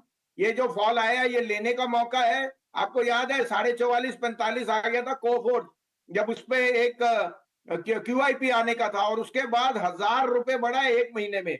आपको और बता दूं, एचडीएफसी लाइफ कल न्यू हाई मारा 550 पे, आपको कहा था 580, 576 बिक गया, 600 का टारगेट है। लेकिन याद रखना वॉलेटाइल मार्केट में 5-6% ट्रेडर को मिले तो खा जाना चाहिए, उस समय प्रॉफिट ये मत वेट करो कि 10% आएगा। Market is volatile, you have to be with it. Similarly ABSL, AMC, मैं आपसे 390, 420, 450, 490, 520, 550, 630 रुपए बिक गया, 675, फिर 750 का टारगेट। और कल से कई दिनों से एचसीसी कह रहा हूं 32, 34, 36, 38, कल 49 रुपए बिका है। 75 रुपए तक हाथ मत लेना इसको बेचने का। India bull real estate again 175 का टारगेट कायम है, बने रहिए। कंस्ट्रक्शन और real estate place, particularly low lying real estate are doing extremely well. HCC is being re-rated. आज के लिए 3 पिक हैं, आप कहें तो मैं शुरू करूं।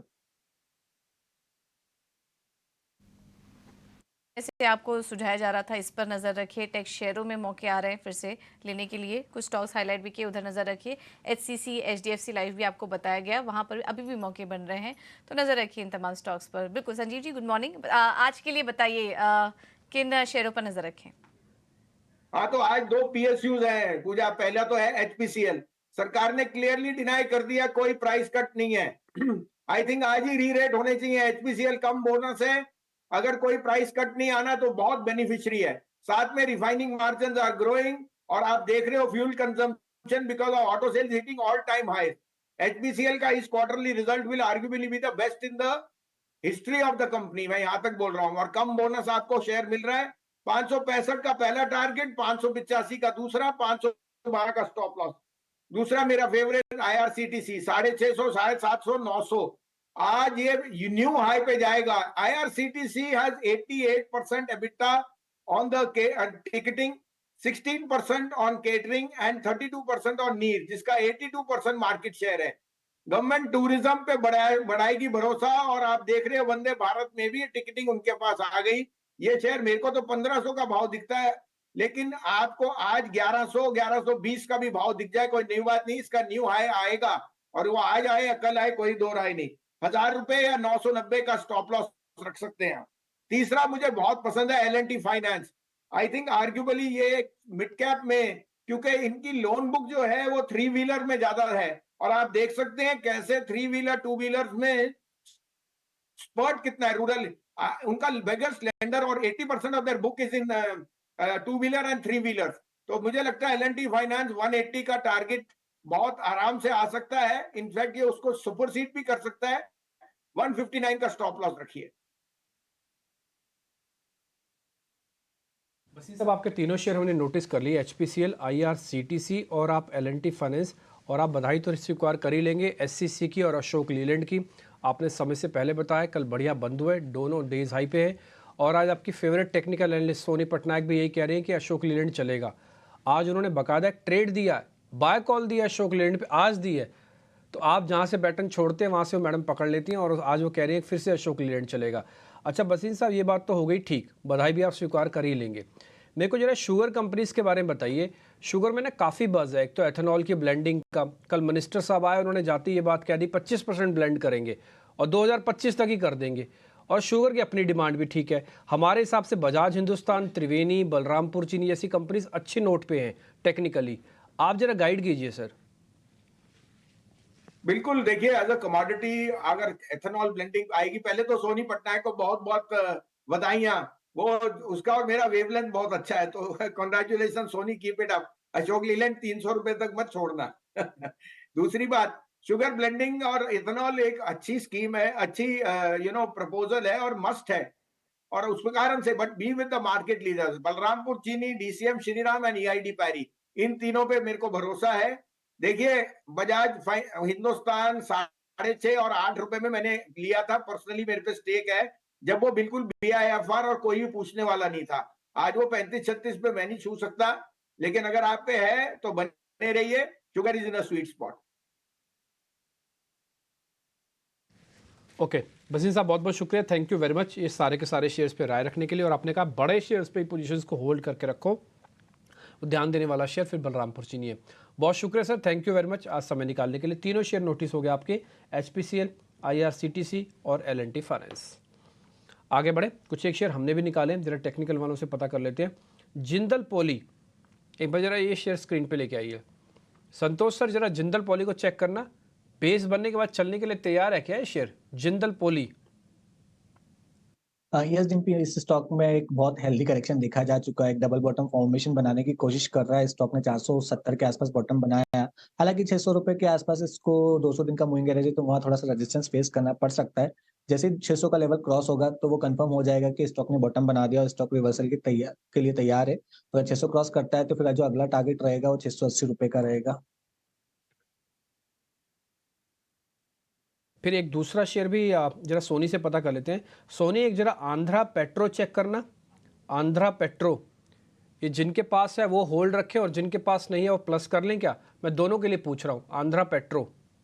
डिम्पी जी, यहाँ पे मुझे लगता है कि थोड़ा सा रेजिस्टेंस फेस हो सकता है। अगर 126 को क्रॉस करता है तो ही उसके ऊपर फ्रेश बाय करना चाहिए। अभी के लिए थोड़ा सा अवॉइड कीजिए या फिर वेट एंड वॉच कीजिए। 108 110 पे अच्छा सपोर्ट है, but risk reward ratio somehow थोड़ा फेवरेबल नहीं बैठ रहा है। सो वेट एंड वॉच कीजिए। अगर सपोर्ट के पास आता है तो ही वहां पे एक बार आप बाय कर सकते हैं। रिस्क रिवॉर्ड रेशियो फेवरेबल हो सकता है, वहां से बाउंस करेगा टुवर्ड्स द रेजिस्टेंस ऑफ 126। ठीक है, डन। तो 126 पहले पार हो जाने देते हैं, फिर देखते हैं। शेयर को फिलहाल होल्ड कर देते हैं, तो ड्रॉप कर देते हैं, अवॉइड ही कर देते हैं। जब तक 126 आएगा नहीं तब तक इस शेयर को हम चेक करेंगे नहीं। ब्रेक के बाद आपका भी स्वागत है। आपने देख ही लिए होंगे चार्ट हीरो मोटोकॉर्प के, एक बार जरा बता दीजिए। तो डिम्पी देखिए, यहाँ पे मोमेंटम बहुत स्ट्रॉन्ग है स्टॉक के साथ, इसमें कोई दो राय नहीं है। लेकिन अगर मैं कुछ टेक्निकल फ्रंट पे देखूं तो हमें लग रहा है कि यहाँ से risk reward ratio fresh buying के लिए फेवरेबल नहीं होगा।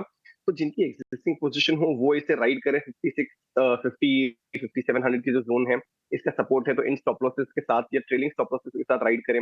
मोमेंटम इस स्टॉक को 5900 तक लेके जा सकता है, लेकिन क्या मैं फ्रेश बाइंग यहाँ पे इनिशिएट करूंगा? मैं कहूंगा थोड़ा वेट करें। कुछ नेगेटिव डाइवर्जेंसेस यहाँ पे पॉप अप हो रहे हैं, ओवरहीटिंग के करीब जा रहा है। तो फ्रेश एंट्री के लिए यहाँ पे आपको 5500 के लेवल का वेट करना चाहिए। यहाँ पे स्टॉक अगर किसी भी तरह की प्रॉफिट बुकिंग में 5500 5550 के आसपास मिले तब एक अच्छा एंट्री पॉइंट बनेगा। तो एग्जिस्टिंग जिनकी पोजीशन हो वो ट्रेलिंग स्टॉप लॉस के साथ होल्ड करें। जो फ्रेश बाय करना चाहते हो बाय ऑन डिप्स के लिए वेट करें।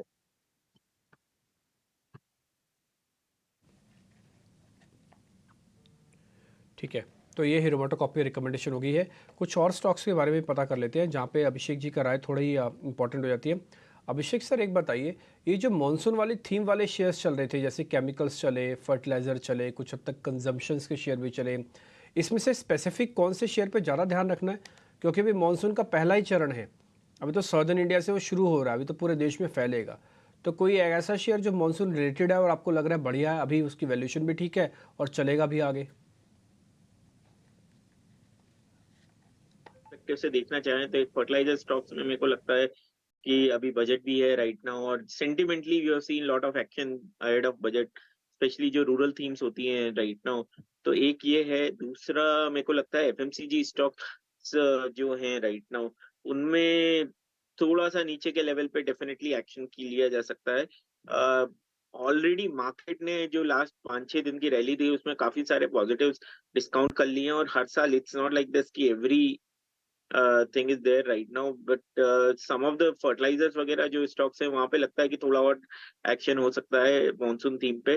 दूसरा जो थीम है सीमेंट में, जैसे आज हम सुबह आपकी टीम में बात कर रहे थे, जो प्राइस हाइक का भी न्यूज आया, it's more of A sentimental price hike, because again वापस से अगर मॉनसून बढ़ता है तो वापस से आपको प्राइस कट्स और डिमांड डिस्ट्रक्शन आएगा राइट नाउ। तो आई थिंक व्यू यही है कि अगर आपको स्टॉक्स लेने भी हैं राइट नाउ तो थोड़ा रुक के लेंगे तो ज्यादा बेहतर रहेगा। एकदम से जस्ट बिकॉज की अनाउंसमेंट्स आ रहे हैं, और बिकॉज इट्स लाइक अगर आपने मॉनसून में ये आज जो आया है अभी राइट नाउ, मॉनसून का वेट एंड वॉच भी करना पड़ेगा कि कैसा रहेगा, बिकॉज इस साल we have seen one of the highest temperature, तो उसका क्या इम्पैक्ट रहेगा वो एक देखने की बात है। तो आपको अगर आपको if you want to play on the monsoon theme, so I think at this point of time rather than playing a theme, wait for weakness, और मेरे को लगता है फर्टिलाइजर्स वगैरह में थोड़ा बहुत आप ट्रेड कर सकते हैं। तो सीमेंट काउंटर्स पे आज नज़र रहेगी। फर्टिलाइजर्स में थोड़ा सा आप वेट ज़रूर कर सकते हैं, पर एक और स्टॉक जो कि खबरों के दम पे फोकस में रहेगा वो है कैस्ट्रॉल इंडिया। यहाँ पे नए एमडी जो कि अपॉइंट हुए हैं अगले 5 साल के लिए, वो मिस्टर केदार लेले। साथ ही इन्होंने HUL जैसी कंपनीज़ में भी काम किया है लीडरशिप पोजीशन पे, और कई फोरेज भी किए हैं अलग अलग सेगमेंट्स में। तो इसके चलते एक बढ़िया अपॉइंटमेंट कैस्ट्रॉल इंडिया के लिए। एक बार कुछ आपसे समझना चाहेंगे कि चार्ट्स पे कैसा लग रहा है आपको कैस्ट्रॉल इंडिया? सृष्टि एक अच्छी रिकवरी करता हुआ नजर आ रहा है। यहाँ पे हमने एक शार्प अप मूव देखा था पिछले कुछ महीनों में, बट देन अगर आप देखें तो लास्ट फ्यू वीक्स में थोड़ा सा कंसोलिडेट कर रहा था। परहैप्स विद मार्केट यहाँ पे आपको थोड़ा सा कंसोलिडेशन दिखा था। अब एक अच्छा सा बेस बना है यहाँ पे 190 के आसपास, वहां से स्टॉक ग्रेजुअल ही सही बट एक रिकवरी का अटेम्प्ट कर रहे हैं। तो कोई पोजिशनल बेट अगर लेना चाहे, मान लीजिए 2 से 3 महीने का व्यू हो किसी का, तो इसमें एंटर करें। जब मोमेंटम आता है तो बहुत तेजी से आता है, but it's right now on the verge of perhaps getting into that momentum zone. थोड़ा पेशेंस वाला काउंटर है। 190 का स्टॉप लॉस लेके चले। ऊपर में हमें लग रहा है यहाँ पे 215 and one side taken out 225 तक के लेवल भी आने वाले कुछ महीनों में देखने मिल सकते हैं। तो यहाँ पे आप खरीदारी ज़रूर कर सकते हैं। पर एक और स्टॉक जिसमें बढ़िया ब्रेकआउट है संतोष, वो है BL कश्यप। यहाँ पे न्यूज़ भी काफ़ी पॉजिटिव है। ठीक है, शायद BL कश्यप पे हमने राय ले ली थी हमारे एक्सपर्ट से, तो इस काउंटर को भी आप नज़र में ज़रूर रख सकते हैं। पर ब्रोकरेजेस की रिपोर्ट के चलते भी कुछ एक काउंटर्स जो हैं वो फोकस में है। उनमें से एक स्टॉक है कृष्णा डायग्नोस्टिक्स। यहाँ पे सिस्टमैटिक की रिपोर्ट आई है, कवरेज की शुरुआत की है उन्होंने, और 840 के भी ऊपर के टारगेट्स दे रहे हैं। एक बार संतोष इसका चार्ट चेक देंगे कि कैसा दिख रहा है ये टेक्निकल फ्रंट पे, और क्या यहाँ पे लेने के कोई मौके हैं? ये स्टॉक की बात करें तो बहुत अच्छा स्ट्रक्चर तो नहीं है, बट थोड़ा सा RSI में डाइवर्जेंस दिख रहा है, उसके अकॉर्डिंगली एक बाउंस बैक जरूर आ सकता है ऊपर में। इसमें 645 650 तक की अपसाइड देखने को मिल सकती है। उसके ऊपर निकलना पड़ेगा, कोई स्ट्रॉन्ग ट्रेंड बनाना है इसको, तो अदरवाइज स्टॉक थोड़ा सा साइडवेज रह सकता है, और इन द नियर टर्म थोड़ा सा पॉजिटिव अपसाइड देख सकते हैं टुवर्ड्स 640 650 लेवल पे भी फोकस रहेगा। पर चलिए, अब 9 बज चुके हैं और आइए समझते हैं कि खबरों के दम पे कहाँ पे दिखेगा आज एक्शन। खबरों वाली लिस्ट लेकर हमारे साथ शरद जुड़ चुके हैं। शरद, बताइए। जी बिल्कुल, आपका स्वागत है 9 के नवरत्न में। और यहाँ पे जो हम 9 इंपॉर्टेंट थीम या स्टॉक्स लाते हैं जहाँ पे आपको ज़रूर फोकस रखना चाहिए दिन के ट्रेड में। सबसे पहला होगा सीमेंट स्टॉक्स। यहाँ पे जो है 6 महीने बाद चैनल चेक सजेस्ट कर रहे हैं कि एक सिग्निफिकेंट प्राइस हाइक लिया गया 8 से लेकर 10 रुपये प्रति बैग को लेके, और ये अक्रॉस रीजन से जून के महीने में। इसके कारण UltraTech cement, ACC, Ambuja cement और ऑफकोर्स साउथ के स्टॉक्स तो ऑलरेडी सीमेंट की हमने देखी तेज़ी है, तो यहाँ पे एक पॉजिटिव रिएक्शन ज़रूर देखने मिल सकता है, क्योंकि धीरे धीरे प्राइसिंग पावर आ रहा है। अब बात करते थोड़ी सी कंपनीज जिसका नाम मैं लूँगा, TVS मोटर, बजाज ऑटो, रतन इंडिया और वार्ड विजार्ड। ये सारे कंपनीज़ के जो 2 व्हीलर सेगमेंट है वहाँ पे इलेक्ट्रिकल साइड में इनका एक्सपोजर है। ओला इलेक्ट्रिक को जो है सेबी की अप्रूवल आ गई है ऑलमोस्ट 5,500 करोड़ के IPO को लेके, तो इन स्टॉक्स पे ज़रूर आप फोकस रखिएगा। एंड ऑफ कोर्स स्टॉक्स जैसे कि FEM, पावना इंडस्ट्रीज़, गैब्रियल इंडिया भी रखिए इस फोकस में, क्योंकि ये जो है ऑटो एंसिलरी कंपनीज है जो ओला इलेक्ट्रिक को सप्लाई करते हैं। तीसरा स्टॉक रहेगा BL कश्यप। यहाँ पे जो है कंपनी की मार्केट कैप तो 2050 करोड़ के है सिर्फ, लेकिन इनको जो है 2 अहम न्यूज़ फ्लोज आए हैं। सबसे पहला आया है कि इनको लगभग 1000 करोड़ का ऑर्डर DLF से देखने मिला है, और ये याद रखिए ये जो है कंपनी ठेकेदारी वाली स्टॉक है। बहुत सारे जो काम होते हैं सिविल और कॉम्पोजिट स्टील स्ट्रक्चरल वर्क, उसके ही कंपनी ये काम करती है।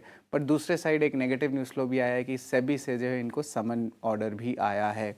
चौथा स्टॉक रहेगा कैस्ट्रॉल इंडिया। यहाँ पे जो है इम्पॉर्टेंट MD की जो है अपॉइंटमेंट हुई है। केदार लेले को जो है MD अपॉइंट किया गया है। इन्होंने जो है लीडरशिप पोजीशंस HUL में उन्होंने निभाया है, और HUL की जो E-कॉमर्स में जो एंट्री हुई है उनके ही टीम ने की थी। Adore welding small cap company है, लेकिन यहाँ पे कौन म्यूचुअल फंड ने जो है अपनी बाइंग की है, लगभग 4 लाख शेयर्स की एक्विजिशन की है, यानी कि तब्दील होता है 3% इक्विटी स्टेक का। सेलर थे एस इन्वेस्टर आशीष कचोलिया, जिन्होंने लगभग अपने 70% पोजीशंस की एग्जिट की हैं। HCL टेक भी फोकस में रहेगा, और ऑफकोर्स लार्जली IT स्टॉक्स भी फोकस में रहने वाले हैं। यहाँ पे लगभग 2300 करोड़ का डील जर्मनी के सबसे बड़े कोऑपरेटिव बैंक के साथ, जिसका नाम है एपो बैंक, उनके साथ उन्होंने साइन किया है। ये डील 7.5 साल का है। और याद रखिए हाल ही में डील फ्लोज बहुत स्ट्रॉन्ग आ रहे हैं, और कल ग्लोबल मार्केट्स में भी बात करें तो एआई की करार के कारण ओरेकल ले लीजिए या आप ले लीजिए एप्पल, इन सारे स्टॉक्स में भी एक अच्छी तेज़ी देखने मिली है। तो ओवरऑल जो है आईटी का पर्सपेक्टिव ग्लोबल से लेके डील को लेके या डोमेस्टिक को लेके अब धीरे धीरे पॉजिटिव सेंटिमेंट आ रहा है। टीवीएस सप्लाई चेन सॉल्यूशंस 5 साल का बड़ा कॉन्ट्रैक्ट आया है डैमलर ट्रक एजी के साथ। अब डैमलर ट्रक जो है दुनिया का सबसे बड़ा मैन्युफैक्चरर होता है कमर्शियल व्हीकल्स के लिए, तो ये एक बड़ा न्यूज़ फ्लो है टीवीएस सप्लाई चेन सॉल्यूशंस के लिए। हमारा 8वां स्टॉक रहने वाला है बिग बोल्ड ब्रोकरेज। यहाँ पे कृष्णा डायग्नोस्टिक्स फोकस में रहेगा। सिस्टमैटिक्स ने इनिशिएट किया है बाई के साथ। यहाँ पे जो टारगेट प्राइस है 841 रुपीज़ का रखा है, यानी कि करंट मार्केट प्राइस से 40% का रिटर्न पोटेंशियल है। इनके जो B2G सेगमेंट है बिजनेस टू गवर्नमेंट का सेगमेंट, यहाँ पे वॉल्यूम्स तो रहेगा और कॉम्पिटिटिव रिस्क कम रहने वाली है और अगले 2 साल में अर्निंग्स 47% CAGR बढ़ सकती है। तो इस पे जो है ज़रूर बाज़ार की फोकस रहेगी। हमने 8 स्टॉक्स तो आपको बता दिए, लेकिन जो हमारा आखिरी स्टॉक है वो खबर का स्टॉक है। हमने मंडे आपको बताया था तेजस नेटवर्क्स, ट्यूसडे हमने आपको बताया PNB गिल्ड्स। इन दोनों स्टॉक्स में अच्छी जो है मूवमेंट कल देखने मिली थी ट्रेडिंग सेशन में। और आज जो हमारा स्टॉक रहने वाला है वो है JK पेपर। यहाँ पे जो है 2 अहम बात होने वाली है। सबसे पहला कि जो हाई ग्रेड पेपर की डिमांड है उसमें बढ़ोतरी देखने मिल रही है। इसका कारण ये है कि जो इनके जो पीयर्स हैं 2 लार्ज प्लेयर्स, उन्होंने जो है प्लांट शट डाउन किया है। उसके कारण क्या हुआ है कि जो डिमांड है वो शिफ्ट होकर JK पेपर के पास आ गई और हमने पिछले 4 से 5 सेशन में एक अच्छी वॉल्यूम्स और बाइंग भी देखने मिली थी। और इंटरेस्टिंगली एक मार्जिनल प्राइस हाइक भी इन्होंने लिया है 1 से लेकर 2% का क्रॉस प्रोडक्ट कैटेगरीज। और एक चीज़ और है कि जो यूटिलाइजेशन है प्लांट की वो भी अब जो है हायर लेवल्स पे चली गई है। तो ये हमारा खबर है आज का JK पेपर का। ओके, थैंक यू शरद ये पूरा अपडेट देने के लिए। तो ये तमाम स्टॉक्स फोकस में रहेंगे। आज काफ़ी सारे स्टॉक्स पर हम चर्चा कर चुके हैं, लेकिन अभिषेक JK पेपर कैसा लग रहा है? ये खबर अभी बताई शरद ने कि कुछ डिमांड भी शिफ्ट होते हुए नजर आएगी JK पेपर के फेवर में, और इसके अलावा प्राइस हाइक भी लिया है जिससे मार्जिन को भी सपोर्ट मिलेगा। फिलहाल तो फ्लैट कारोबार कर रहा है, लेकिन क्या करें? JK पेपर इन स्तरों पर अच्छा लग रहा है आपको एंट्री लेने के लिए? अगर पेपर स्टॉक्स की बात करें तो जाता है कि जून जुलाई और ये जो Q1 होता है उसमें आपको स्कूल वगैरह की डिमांड आती है और इसके अलावा पेपर। हालांकि एक चीज अपने को समझनी चाहिए राइट नाउ, जो पेपर प्राइसेस हैं वो ऑलरेडी काफी ज्यादा करेक्ट हो चुके हैं। Like from $900 it has come down to $500 at this point of time. तो वो एक नेगेटिव है था और इसी कारण से पेपर स्टॉक्स ने परफॉर्म भी नहीं किया था काफी टाइम से। अगर आप लास्ट 1 साल देखेंगे तो ऑलमोस्ट 6-8 महीने में most of the paper companies have not done well right now. However अगर हमें लगता है कि अगर आपको बीच में ऐसी खबरें भी आई थी कि US globally they are talking about some paper prices cut और उसका कुछ पॉजिटिव आएगा, बट उसमें इतना कुछ आया नहीं है right now. I think that is something, अगर आपको पेपर प्राइसेस पे करना है तो I believe you can take this as a trading opportunity. मेरे को नहीं लगता है कि पेपर में ऐसा कुछ कमोडिटीज के अलावा right now you can play as a long term portfolio at this point of time. Stocks fully valued लग रहे हैं मोस्ट ऑफ द स्टॉक्स। दिया JK पेपर पर।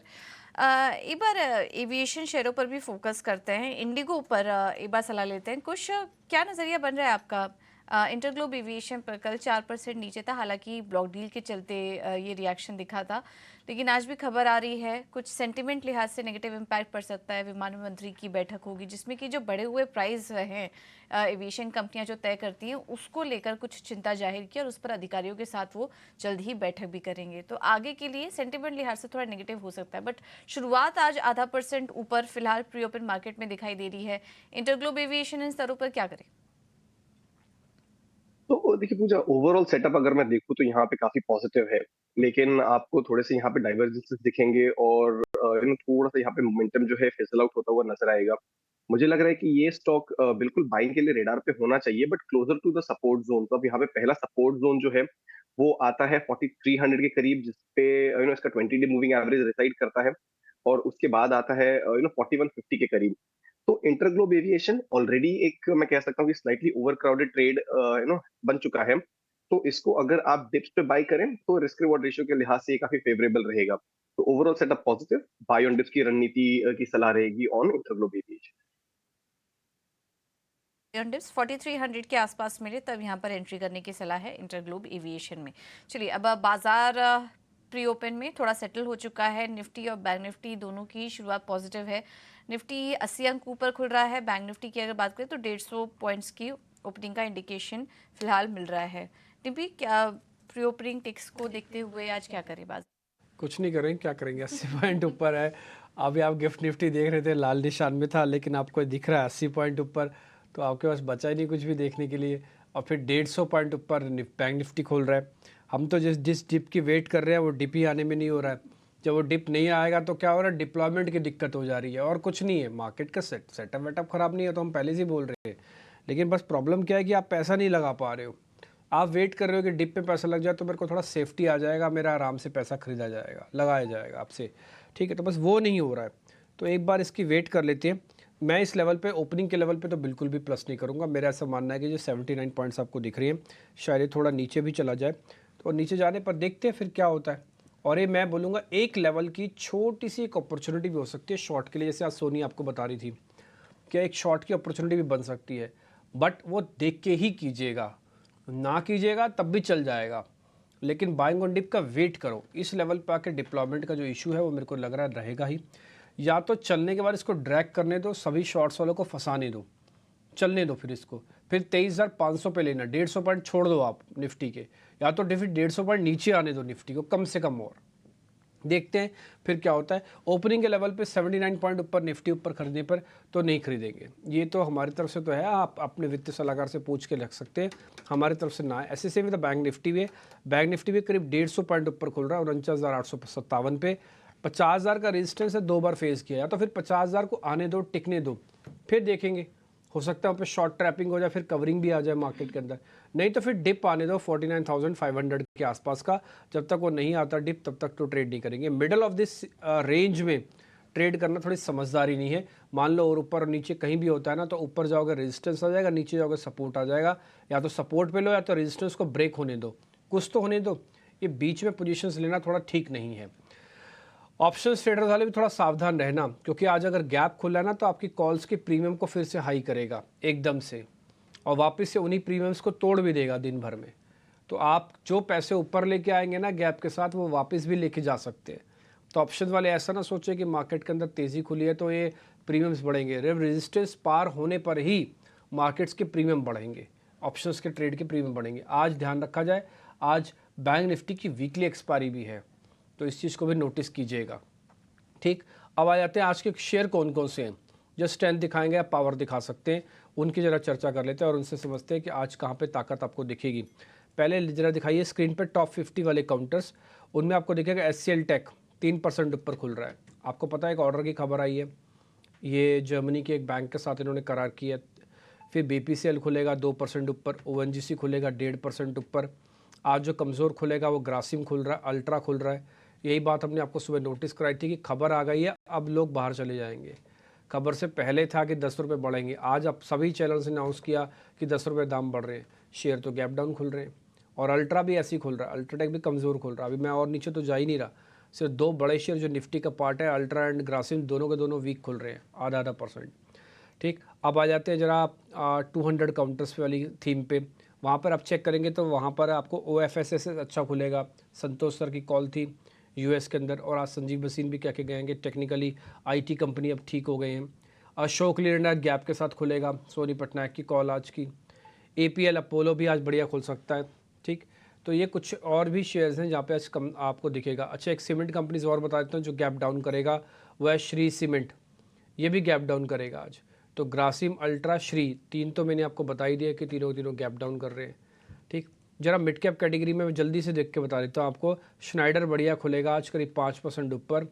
TVS श्री चक्र के नाम से कंपनी है जो ऑटो एंसिलरीज का काम करती है TVS ग्रुप के लिए, वो आज 4.5% ऊपर है। जय बालाजी 2.5% ऊपर खुलेगा। GK सीमेंट भी आज 2.5% नीचे खुलेगा। ये चौथी ऐसी सीमेंट कंपनी बता रहा हूँ जो आज नीचे खुल रही है खबर के साथ, तो ध्यान रखिएगा। वर्लपूल आज साल का हाई टेस्ट करेगा। Whirlpool one of the best share है, आप ध्यान रखिएगा इस शेयर के बारे में। आज मैं पूछना भूल गया, लेकिन वर्लपूल मैं ओपनिंग के बाद ज़रूर इसके बारे में बात करूंगा। खैर आगे बढ़ते हैं। मार्केट के अंदर आज ओपनिंग हुई है, 1400 शेयर बढ़कर आ रहे हैं, 250 शेयरों की गिरावट है। ये आप देख रहे होंगे 70 पॉइंट का पहला टिक आया था, धीरे धीरे करके बाजार में सिर्फ 47 पॉइंट, अब 40 पॉइंट रह गए हैं, 38 पॉइंट देखते हैं, हो सकता है लाल निशान की तरफ फिसल जाए। बैंक निफ्टी तो हो रहा है, बैंक निफ्टी में तो खत्म, 150 पॉइंट की जो बढ़त थी वो ऑलमोस्ट सिर्फ 30 पॉइंट की बढ़त रह गई है। तो इसलिए ओपनिंग में ना खरीदने का जो हमारा फैसला वो बिल्कुल ठीक गया। हमको लग रहा है एक डिप आना चाहिए, वो डिप अगर आता है ना तो बहुत अच्छी बात है। और मैं बोलूँगा कि आज शॉर्ट करने की भी अच्छी अपॉर्चुनिटी थी, जिन्होंने ऊपर में खुलते ही शॉर्ट किया है उनको 2-4 मिनट के अंदर ही ठीक पैसे आ गए, स्पेशली बैंक निफ्टी से पैसे आ गए उनके। ठीक, बट थोड़ा वेट कर लेते हैं, देखते क्या है। असल में ना आज IT कंपनी की वजह से निफ्टी को सपोर्ट मिल जाएगा और IT का वेटेज बहुत है, तो इसलिए मेरी नज़र आज बैंक निफ्टी पे ज़्यादा है। पहले बैंक निफ्टी जल्दी से नीचे आए तो फिर वो IT की बढ़त को ना ख़त्म करेगा, नहीं तो फिर IT आज मार्केट को रोक लेगा, मार्केट के अंदर गिरने से फिर से रोकेगा। चलिए चेक करते हैं आज के टॉप गेनर्स कौन से हैं। SCL टेक स्क्रीन पे दिखाइए जरा, वहाँ पर आपको मोमेंटम मिलेगा। इंडेक्स को छोड़ दीजिए 2, 5, 10 मिनट के लिए भी होने दीजिए इसको सेटल, फिर देखते हैं। SCL टेक स्क्रीन पर लेके आओ आप BPCL ONGC लेके आओ आप स्क्रीन पर, साथ ही लेके आओ आप LTI माइंट्री। ये कुछ शेयर्स हैं जो आज आपको बढ़ते हुए दिख रहे हैं। इसके अलावा जो शेयरों के अंदर आज स्ट्रेंथ आई है वह श्नाइडर की, जय बालाजी दिखाइए एक बार स्क्रीन पर जरा, वर्लपूल दिखाइए, अशोक लीलैंड दिखाइए। ये कुछ एक शेयर्स हैं जो आज आपको स्क्रीन पर काफ़ी अच्छे दिख रहे होंगे। कोल इंडिया भी आप फायर करना चाहे तो कर सकते हैं, टाटा स्टील, कोल इंडिया, ये दोनों शेयर्स काफ़ी इंटरेस्टिंग आपको दिखेंगे। IT में आज आप चेक करेंगे तो SCL टेक के साथ टेक महिंद्रा भी एक दूसरा शेयर है जो आज स्टार्टिंग में हरे निशान में है, कल हमने इसके बारे में किया था। और बिरला सॉफ्ट भी अगर आप देखेंगे वो भी बढ़िया है। इन्फोसिस भी हरे निशान में है। एक बार चाहें तो आप IT का इंडेक्स भी दिखा सकते हैं स्क्रीन पर। IT का इंडेक्स एक बार दिखा दो आप, निफ्टी IT इंडेक्स, तो आपको दिख जाएगा क्या वो परसेंटेज में भी ठीक होगा। अब आप देखो 55 पॉइंट के आसपास आके रुक गया, ये इंडेक्सेस हो गया 1% ऊपर, ठीक। और आप देखोगे कहीं ना कहीं कोई ना कोई IT का स्टॉक आपको दिखेगा। हम भी नीचे जो आप जो पलट रहे हैं ना बैंड, उसमें भी देखोगे ना, कभी इन्फोसिस आ रहा है, कभी विप्रो आ रहा है, तो 4 शेयरों के पैटर्न में से भी एक IT आपको दिख रहा है। 4.5% शेयर ऊपर हो गया। और ओरेकल फाइनेंस, संतोष सर आपका, तो ये शेयर ध्यान रखिएगा। शुगर वाले स्टॉक्स जल्दी जल्दी दिखा सकते हैं, अगर स्पीड से दिखा पाएंगे तो शुगर वाले स्टॉक भी दिखाइए। आज वो थीम कंटिन्यू कर रही है नहीं कर रही है, वो चेक कर लेते हैं। बजाज बलरामपुर चीनी से शुरू कीजिएगा, फिर त्रिवेणी दिखाइएगा। बलरामपुर चीनी 1.5%, त्रिवेणी दिखाना, त्रिवेणी दिखा सकते हो आप, ठीक। तो रेणुका शुगर ऊपर है, त्रिवेणी है, द्वारकेश है, ये सब दिखाइए। और बजाज हिंदुस्तान भी दिखा सकते हो आप। ज़्यादातर शेयर तो आज पॉजिटिव ही है, यानी कि कॉन्टिन्यूटी इफेक्ट आपको फिर से शुगर के अंदर दिख रहा है। पर बजाज हिंदुस्तान भी दिखाओ, बजाज हिंद के नाम से कोड है उसका, वो जो एक लॉन्ग टर्म के पॉइंट ऑफ व्यू से रखना है आपको शेयर, ये ध्यान रखना, ये आपको रख लेना बजट और बजट के बाद तक भी। बजाज हिंदुस्तान ये है 1.5% ऊपर, 36.95 का स्तर है। ये कोई बड़ी बात नहीं है कि डबल भी हो जाए यहाँ से चल के, ठीक। तो मोटा मोटी आज मार्केट का सेटअप उतना ख़राब नहीं है, ओपनिंग अच्छी होने से ट्रैप हुआ है, नहीं तो आज ओपनिंग अगर अच्छी नहीं होती तो बाजार एक बार को ड्रैग कर जाता। फिलहाल अभी वो ड्रैगिंग वाली स्थिति तो नहीं आई है। हाँ, ऊपर जाने से भी थोड़े बहुत कशमकश तो हो रही है। जैसे आप निफ्टी देखो सिर्फ 50 पॉइंट रह गया, और बैंक निफ्टी के अंदर बढ़त जो है सिर्फ 24 पॉइंट 25 पॉइंट की रह गई है। देखते हैं क्या होता है। डिक्लाइंस धीरे धीरे करके बढ़ रहे हैं। ये फर्स्ट हाफ में गिर जाना चाहिए बाजार, तभी वो डिप देगा। फर्स्ट हाफ में नहीं गिरा, डिप भी नहीं देगा आपको, ठीक। हेरिटेज फूड के अंदर फिर से आज लोअर सर्किट लग गया, और ये शेयर हमने आपको कई बार नोटिस कराया कि उसके अंदर आप धीरे धीरे करके अपनी पोजीशंस को ख़त्म कर लीजिए। इंडिया विक्स भी बता ही देता हूँ स्टार्टिंग में, आज इंडिया विक्स के अंदर फिर से गिरावट है करीब 0.25% की, और एक घटकर 14.5 के आसपास आ गया। ये हीट मैप है।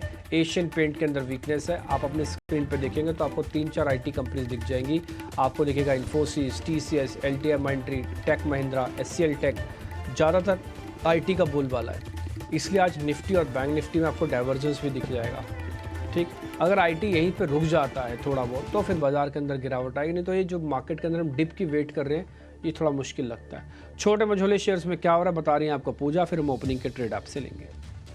बिल्कुल, छोटे मझोले शेयरों में भी अच्छा एक्शन है, स्पेशली अगर मिड कैप सीमेंट शेयरों पर अगर नज़र डालें तो वहाँ पर अच्छी तेज़ी है। आंध्र सीमेंट 4% ऊपर है, JK Lakshmi cement, JK cement, India cement, ये सभी मजबूती के साथ खुले हैं, तो इन पर आप नज़र रखिए। बड़े जो सीमेंट काउंटर्स है वहाँ ज़्यादा एक्शन नहीं दिखाई दे रहा है, लेकिन छोटे मझोले जो मिड कैप सीमेंट स्टॉक्स हैं वहाँ पर आज आप नज़र रखिए। इसके अलावा SCI 6% ऊपर इस वक्त खुला है। थायरोकेयर में 5% की तेजी है। ओरेकल फाइनेंस हमने अभी हाईलाइट भी किया, 5% ऊपर है। इसके अलावा IOL chemical, Zensartech, happiest minds, IRB infra जैसे स्टॉक्स में भी अच्छी तेजी आज देखने को मिल रही है। इसके अलावा पेट्रोनेट LNG भी 3% खुला है। तो ये हैं कुछ बड़े एक्शन वाले स्टॉक्स। हम देख रहे हैं कि आज मिड कैप इंफ्रा स्टॉक्स में भी अच्छी तेजी है। लूजर्स की बात करें, प्रेस्टीज एस्टेट्स 2% नीचे है। इसके अलावा IFB इंडस्ट्रीज में भी कमजोरी है। हुडको, BHEL जैसे स्टॉक्स भी हल्की कमजोरी के साथ खुले हैं। टाटा केमिकल्स में आज थोड़ा करेक्शन देखने को मिल रहा है। मुनाफा वसूली आज यहाँ पर भी है। कुछ स्मॉल कैप काउंटर्स पर नजर डालें तो यहाँ पर हम देख रहे हैं ड्रेजिंग कॉर्प 10% ऊपर है। इसके अलावा PTC इंडिया 4% ऊपर है। पार्श्वनाथ डेवलपर्स यहाँ पर भी अच्छी तेजी है। HCC हाईलाइट किया था संजीव जी ने, यहाँ पर भी आज तेजी है, करीब 3% ऊपर ये स्टॉक भी आज खुला है। शो की शुरुआत में इसको हाईलाइट किया था कि इन तमाम शेयरों पर नजर रखें और अच्छी ओपनिंग आज के दिन भी यहाँ पर देखने को मिल रही है। यहाँ पर भी गिरने वाले शेयरों पर नजर आते तो हेरिटेज फूड आज नीचे है और इसके अलावा IFB इंडस्ट्रीज हमने हाईलाइट किया। तो ये कुछ स्टॉक्स हैं जहाँ पर कि बड़ा एक्शन देखने को मिल रहा है। चलिए अब रुक करते हैं ओपनिंग ट्रेड्स का और सीधे चलते हैं सृष्टि के पास।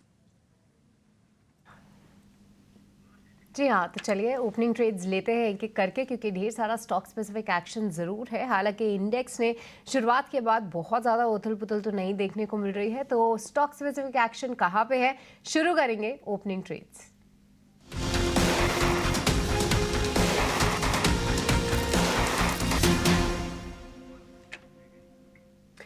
तो ओपनिंग ट्रेड्स में हमारे सभी एक्सपर्ट्स हमारे साथ मौजूद हैं एंड सबसे पहले संतोष, चलिए आपसे ही शुरुआत करते हैं, क्योंकि देखिए ओरेकल ये स्टॉक ने तो शानदार प्रदर्शन जो है दे ही रहा है और यहाँ पे अब देख रहे हैं कि कंपनी की काफ़ी अगर अब अंतर्राष्ट्रीय बाज़ारों की बात करें तो वहाँ पे ओरेकल में काफ़ी अच्छी तेज़ी थी और OFSS जो आपका एक काउंटर था वहाँ पे ज़बरदस्त तेज़ी है। बताइए ओपनिंग के बाद कहाँ पे है ट्रेड्स? यस, ओपनिंग के बाद मेरे रेडार पर है कॉनकोर कंटेनर कॉर्पोरेशन। भसीन जी ने भी कहा कि रेलवे स्टॉक्स में इसको रेडार पर रखना चाहिए। इसका स्ट्रक्चर काफी बुलिश है, तो यहाँ पर खरीदारी करना चाहिए। मुझे लगता है यहाँ पर आपको 1120 रुपए तक की अपसाइड देखने को मिल सकती है। यहाँ पर आपको स्टॉप लॉस मेंटेन करके चलना है 1080 रुपए।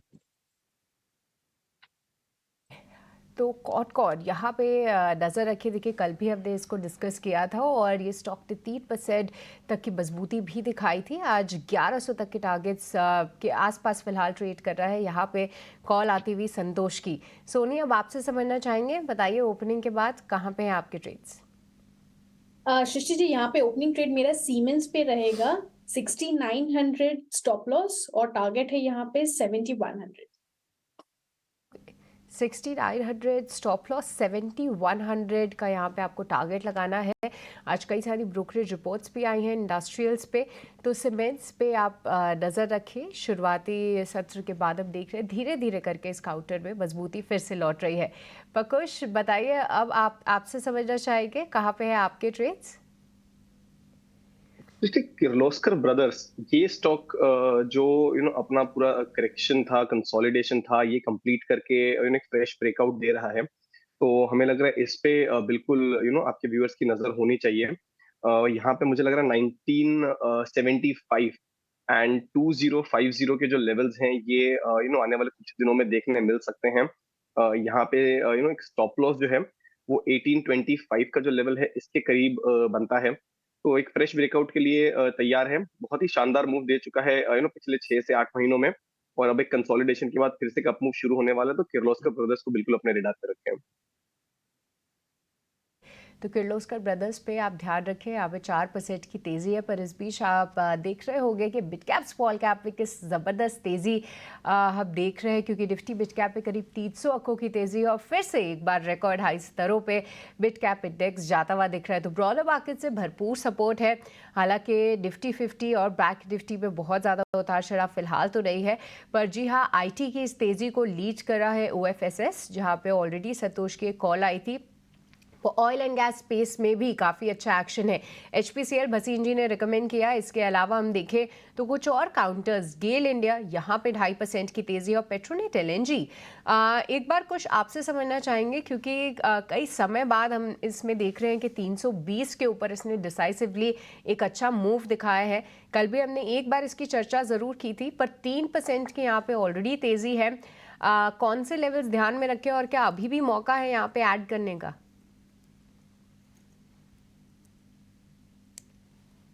कुछ मुझे लग रहा है यहाँ पे जी हाँ, मुझे लग रहा है बिल्कुल मौका है यहाँ पे ऐड करने का। उसका कारण भी ये है कि जो आपने स्तर बताया 320 का, ये बिल्कुल सही है।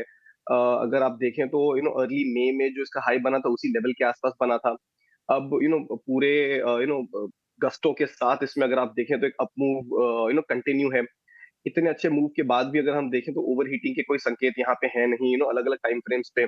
तो ये तेजी जो है ये काफी और यहाँ से बढ़ सकती है before it approaches the overheating territories. Volumes में भी अगर आप देखें तो अच्छा पिकअप है। So on the whole everything working for it right now. यहाँ पे इमीडिएट बेसिस पे मुझे लग रहा है 333 ये एक पहला टारगेट है। Once that is taken out 340 तक के भी लेवल्स आपको आने वाले कुछ दिनों में देखने मिल सकते हैं।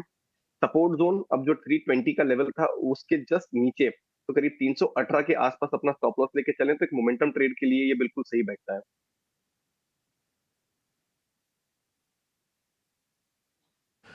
खैर इस बीच मार्केट के बारे में फिर से आपको इंडाइसिस बता देते हैं। करीब 72 पॉइंट अभी भी निफ्टी ऊपर है बिकॉज ऑफ आईटी और आईटी लेड कंपनीज आज पूरा दम लगा रही हैं।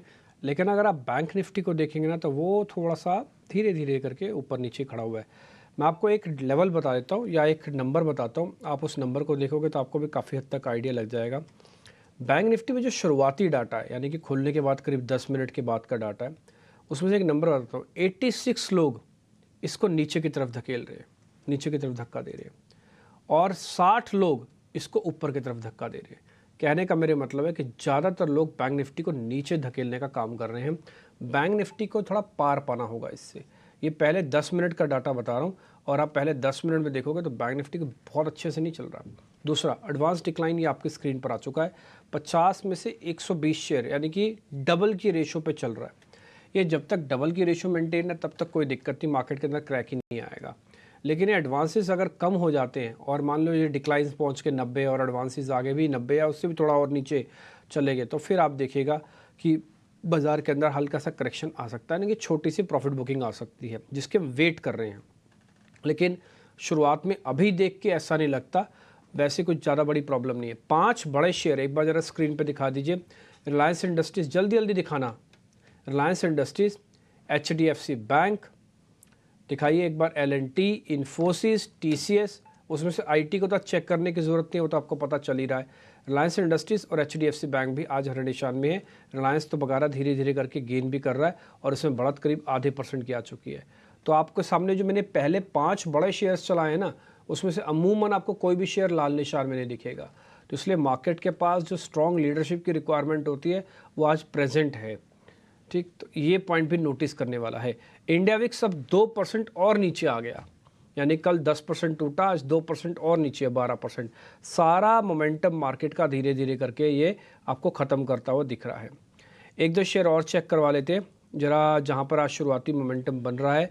अपनी शीट में खोलता हूँ और जिसमें आज पहला ताज़ा खरीदारी हुई है वो वाले शेयर जब आपकी स्क्रीन पर आएंगे ज़रा नोटिस करते जाइएगा।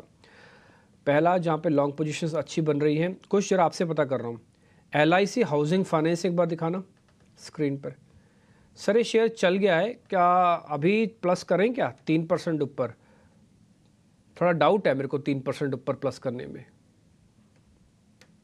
कर सकते हैं। देखिए स्ट्रक्चरली यहाँ पे कोई दिक्कत है नहीं। जहाँ पे मार्केट थोड़ा सा कंसोलिडेशन जोन में जा रहा है, इस स्टॉक में अगर स्ट्रेंथ दिख रही है तो बिल्कुल कर सकते हैं। अगर मान लीजिए थोड़ा सा डाउट हो तो क्वांटिटी थोड़ी सी कम रख लें। यहाँ पे आपको जो स्टॉप लॉस है ये पोजिशनली अगर हम देखें तो 690 के करीब आता है, और ऑन दी अपसाइड यहाँ पे आपको 720 और once that is taken out 735 तक का जो लेवल है ये भी दिख सकता है। तो अच्छा खासा ट्रैक्शन है, मोमेंटम यहाँ पे बिल्ड हो रहा है। थोड़े से डीप स्टॉप लॉस के साथ 690 के, इसको आप चाहे तो अभी भी लॉन्ग कर सकते हैं। ठीक है, एक दूसरा शेयर है सन टीवी। कल आपको ध्यान होगा तो कल हमारे एक मेहमान थे, उन्होंने सन टीवी दिया था। मैं उनका नाम ही आपको बताता हूँ, शायद वैशाली पारिक का कॉल था, नहीं वैशाली का नहीं था। कल सन टीवी था जिनका AU स्मॉल और सन टीवी था। ये मेरे को लग रहा है किरण जी की कॉल थी। किरण जी की कॉल थी। उन्होंने AU बैंक दिया था, AU स्मॉल फाइनेंस और एक सन टीवी दिया था। और कल भी हम इसके बारे में डिस्कस कर रहे थे कि वापस से चल सकता है क्योंकि पॉलिटिकल स्टेबिलिटी आई है। ये शेयर फिर से नए तरीके से चलेगा। अब पॉलिटिकली नहीं चलेगा, वैसे चलेगा। इसको ट्रिगर मिल गया, आज फिर से 4% ऊपर है। इंटरेस्टिंग, सेलेक्टिव शेयर रखिए अपने पास, बढ़िया मज़ेदार मूवमेंट आएगा। काफ़ी दिनों बाद पेट्रोनेट एलएनजी भी मेरे को शुरुआत में 2-2.5% का गेन दिखाते हुए दिख रहा है। संतोष सर एक बार ज़रा चेक करना Petronet LNG. Yes Dimpy, I think कुछ ने अभी डिस्कस किया था, पेट्रोनेट में बहुत ही मिल रहा है। अगर सस्टेन कर जाता है 325 के ऊपर, तो मुझे लगता है इसमें 333 तक की रैली आज ही देखने को मिल सकती है। व्यू बुलिश है, 333 तक के टारगेट है आज के लिए। नीचे स्टॉप लॉस अगर आपको मेंटेन करना है तो 315 का रहेगा। यानी कि आप भी इस पे बुलिश है और इसने खुद ने अभी कुछ ने भी आपको ये नोटिस करवाया है। ठीक है, वोडाफोन आइडिया आज फिर से 2% है, 16.5 रुपये का लेवल हो गया। हमारा अपना टारगेट है करीब करीब इस पे 18 रुपये तक का, जो हम कई बार एक्सपर्ट से पता कर चुके हैं। ज़्यादातर एक्सपर्ट्स इस पे राजी हैं। सोनी पटनायक, मैं एक बार वापस आपके पास आ रहा हूँ और टाटा केमिकल्स के साथ ही आ रहा हूँ। ये कल ही कल चलना था क्या? कोई मुहूर्त है निकालता है क्या? ये कल ही कल चलेगा फिर अगले दिन नहीं चलेगा? आज फिर से 11 रुपये नीचे है। अभी तो मार्केट 90 पॉइंट ऊपर आके खड़ा है, इसको क्या हो गया फिर से? डे बिफोर येस्टरडे जब ये मैं रेकमेंड की थी तो उस टाइम पे डेटा पॉइंट सपोर्ट कर रहा था। ऑफ कोर्स मेरा भी टारगेट 1120 तक ही था, जो कि कल एग्जैक्टली वहीं पे हिट किया है। सो वो रेजिस्टेंस पॉइंट था, उसके ऊपर सस्टेन किया नहीं, इसलिए आपको वहां पे प्रॉफिट बुकिंग भी नजर आ रही है। सो लेवल्स का ही आई थिंक फॉलो करना बेटर है। अभी भी मेरे ख्याल से सेम लेवल रेजिस्टेंस का लगेगा। 1120 के ऊपर ही अगर सस्टेन करते हैं तो आपको एक फ्रेश राउंड ऑफ अपसाइड नजर आ सकता है टुवर्ड्स 1150। बट जब तक वो क्रॉस नहीं करता है तब तक इसमें एंटर मत कीजिए, थोड़ा सा वेट एंड वॉच की सलाह रहेगी। ठीक है, थोड़ा वेट एंड वॉच की आपको सलाह रहेगी यहाँ पे भी। अब आप देखो ना, आपको मैं बैंक निफ्टी वापस से दिखा देता हूँ। निफ्टी के अंदर 90 पॉइंट हो गए, जब मैंने बात अभी आपके सामने रखी थी 72 से 90 हो गए, लेकिन बैंक निफ्टी ज़रा चल नहीं रहा।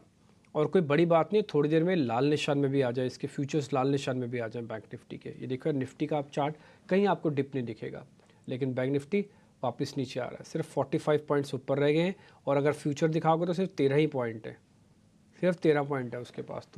तो कोई बड़ी बात नहीं, लाल निशान में आ जाए। आज ना शुरुआत में थोड़ा प्रेशर बन रहा है। आ गया जी बैंक निफ्टी लाल निशान में। बात करते करते मैं फ्यूचर एक बार ज़रा दिखा दो, आपको दिख जाएगा वो, क्योंकि आप ट्रेड फ्यूचर्स में लेते हो।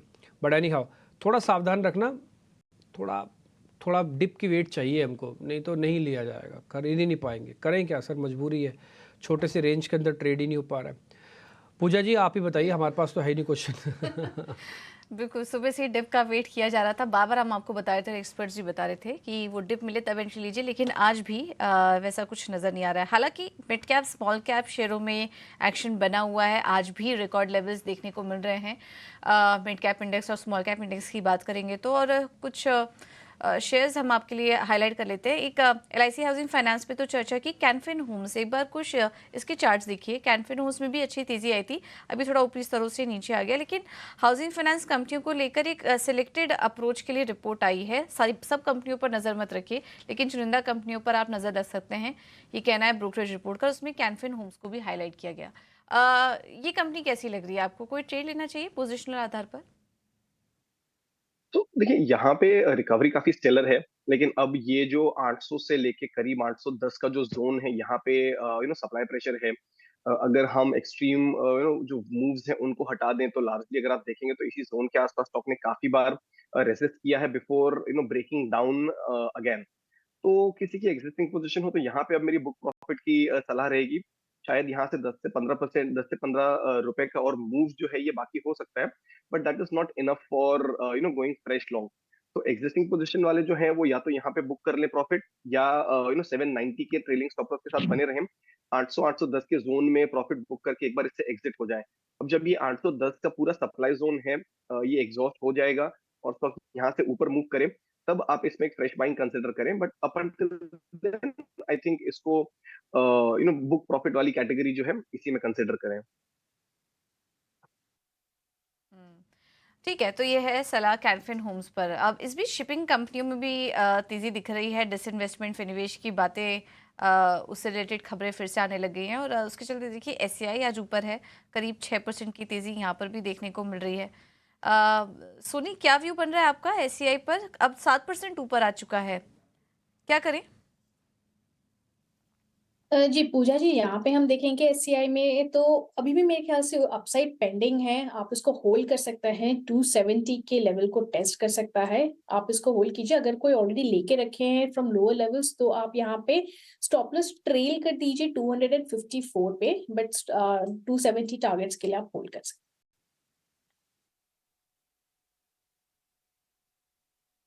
टारगेट्स के लिए आप होल्ड कर सकते हैं। इस बीच आपके स्क्रीन पर देखिए ये ब्रेकिंग खबर चल रही है और स्क्रीन पर आप तस्वीरें भी देख पा रहे होंगे।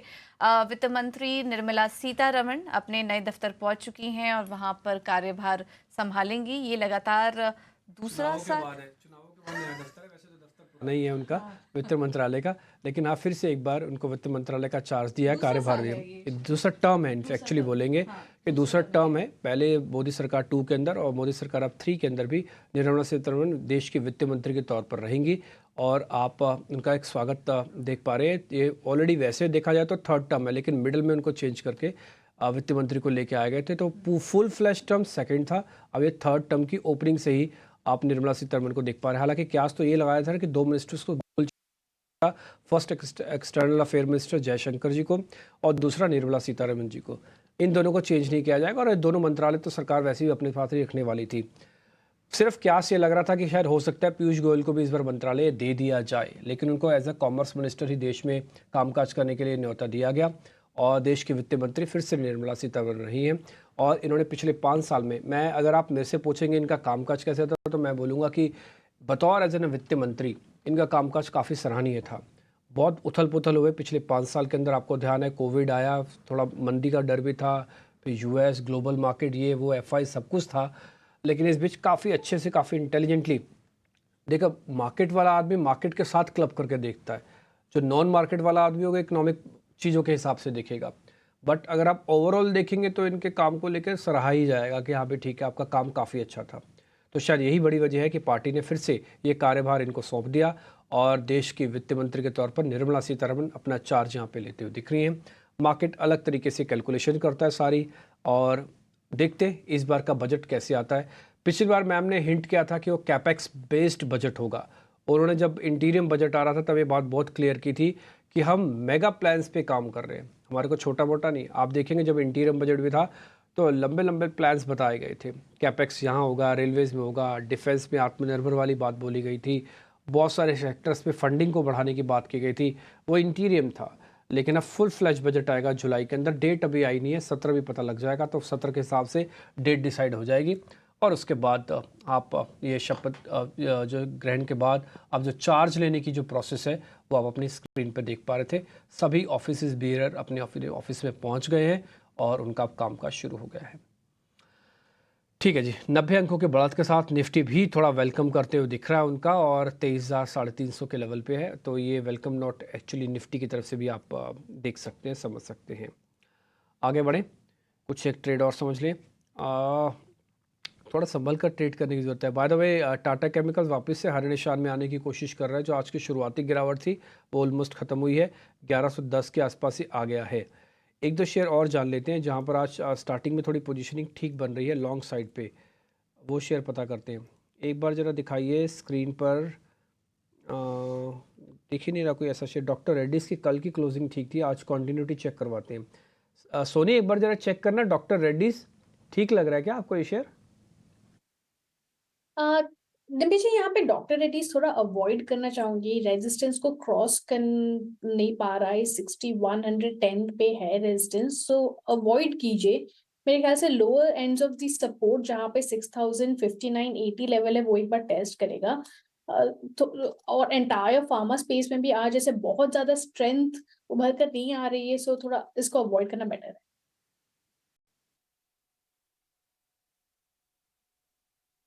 तो अवॉइड करिए स्टॉक को। एक रिपोर्ट पर हम सुबह हाईलाइट कर रहे थे, कृष्णा डायग्नोस्टिक रिपोर्ट तो काफ़ी अच्छी आई थी, लेकिन उसका आज ज़्यादा कुछ एक्शन नज़र नहीं आ रहा है कृष्णा डायग्नोस्टिक पर। यहाँ पर 40% के आसपास का अपसाइड देखने का अनुमान है ब्रोकरेज रिपोर्ट का, जेफरीज की जो रिपोर्ट आई है, लेकिन अब काफ़ी फ्लैट यहाँ पर कारोबार होता हुआ दिखाई दे रहा है। एक बार कृष्णा डायग्नोस्टिक देखते हैं और दूसरी भी एक बार डायग्नोस्टिक कंपनियों पर नज़र डालते हैं, लेकिन पहले इस पर राय ले लेते हैं। संतोष जी, क्या व्यू बन रहा है आपका कृष्णा डायग्नोस्टिक पर? मौजूदा जो स्तर है लेना चाहिए इसमें, क्योंकि ब्रोकरेज रिपोर्ट्स तो काफ़ी पॉजिटिव है, यहाँ से करीब करीब 40% का अपसाइड देख रही हैं कंपनी में। कृष्णा डायग्नोस्टिक की बात करें, एक लग रहा है कि थोड़ा पुल बैक आ सकता है टुवर्ड्स 640 650, तो कोई लेना चाहे तो 590 के स्टॉप लॉस से खरीदारी कर सकता है। हालांकि इसको 640 650 का एरिया क्रॉस करने में दिक्कत होगी, क्योंकि वहाँ पे 200 डे मूविंग एवरेज है, उसके ऊपर निकलता है तो फिर एक फ्रेश तेजी का मोमेंटम बनेगा।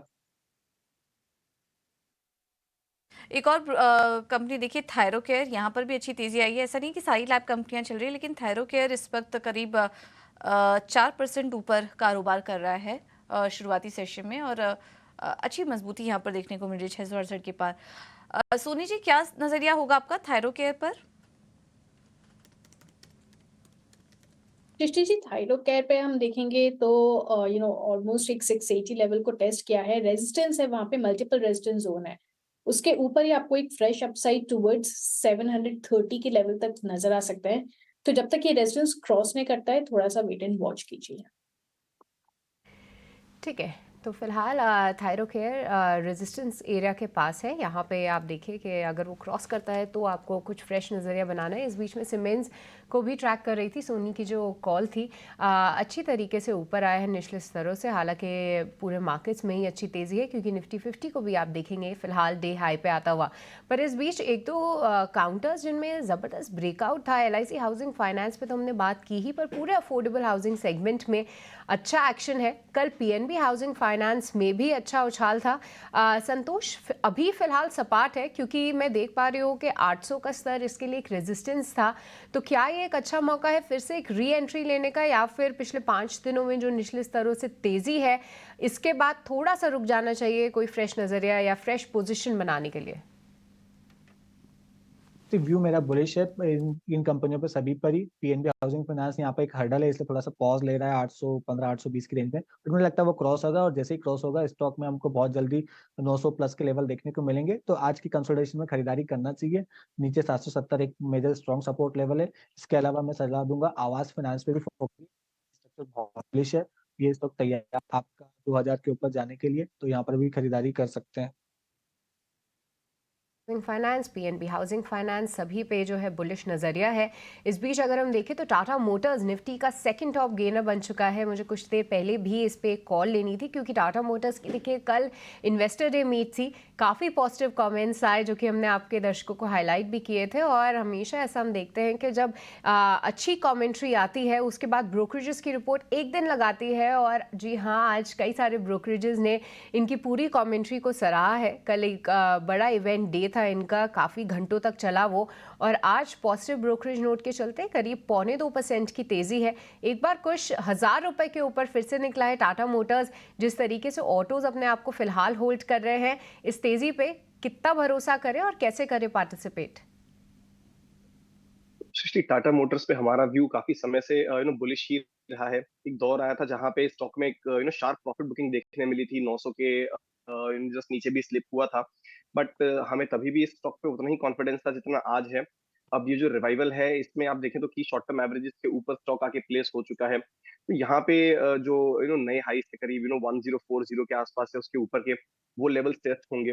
This is typically an investor counter. तो मुझे यहाँ पे लगता है कि आप अगर एंट्री लेना चाहें एज अ ट्रेडर, तो भी पोजिशनल बेट लेके चलें तो आपके लिए ज्यादा रिवॉर्डिंग होगा।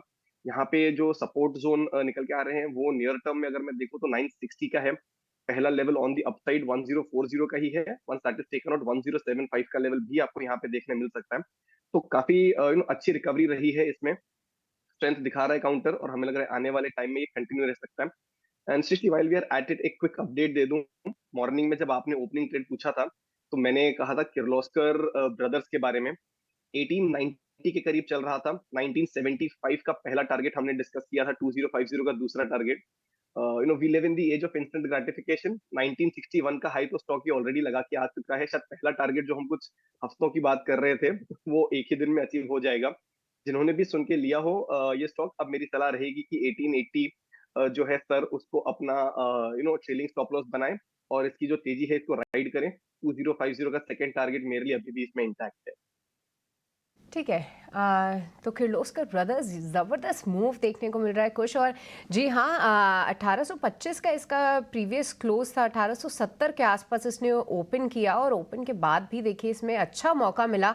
ओपनिंग के बाद ही इसमें करीब 4% के रिटर्न्स दिए, तो सुपर हिट कॉल कुछ की तरफ से। कुछ और काउंटर्स पे भी चर्चा करेंगे, पर आइए उससे पहले समझते हैं कि आज की ऑप्शंस की रणनीति कौन सी होनी चाहिए आपकी, और रुक करेंगे हमारे अगले सेगमेंट ऑप्शंस के चैंपियन का।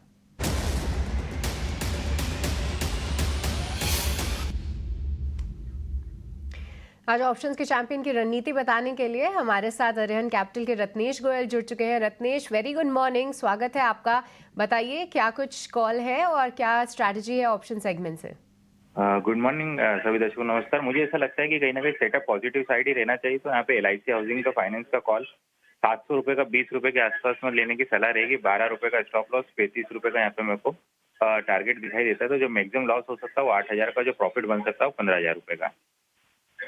ओके, तो LIC हाउसिंग फाइनेंस यहाँ पे आपको 700 रुपये की कॉल ऑप्शन खरीदनी है 20 रुपये में। यहाँ पे आपको स्टॉप लॉस लगाना है जो कि 12 रुपये का होगा। 35 रुपीज़ के टारगेट्स, इसका रिस्क रिवॉर्ड आपकी स्क्रीन पे दिया हुआ है।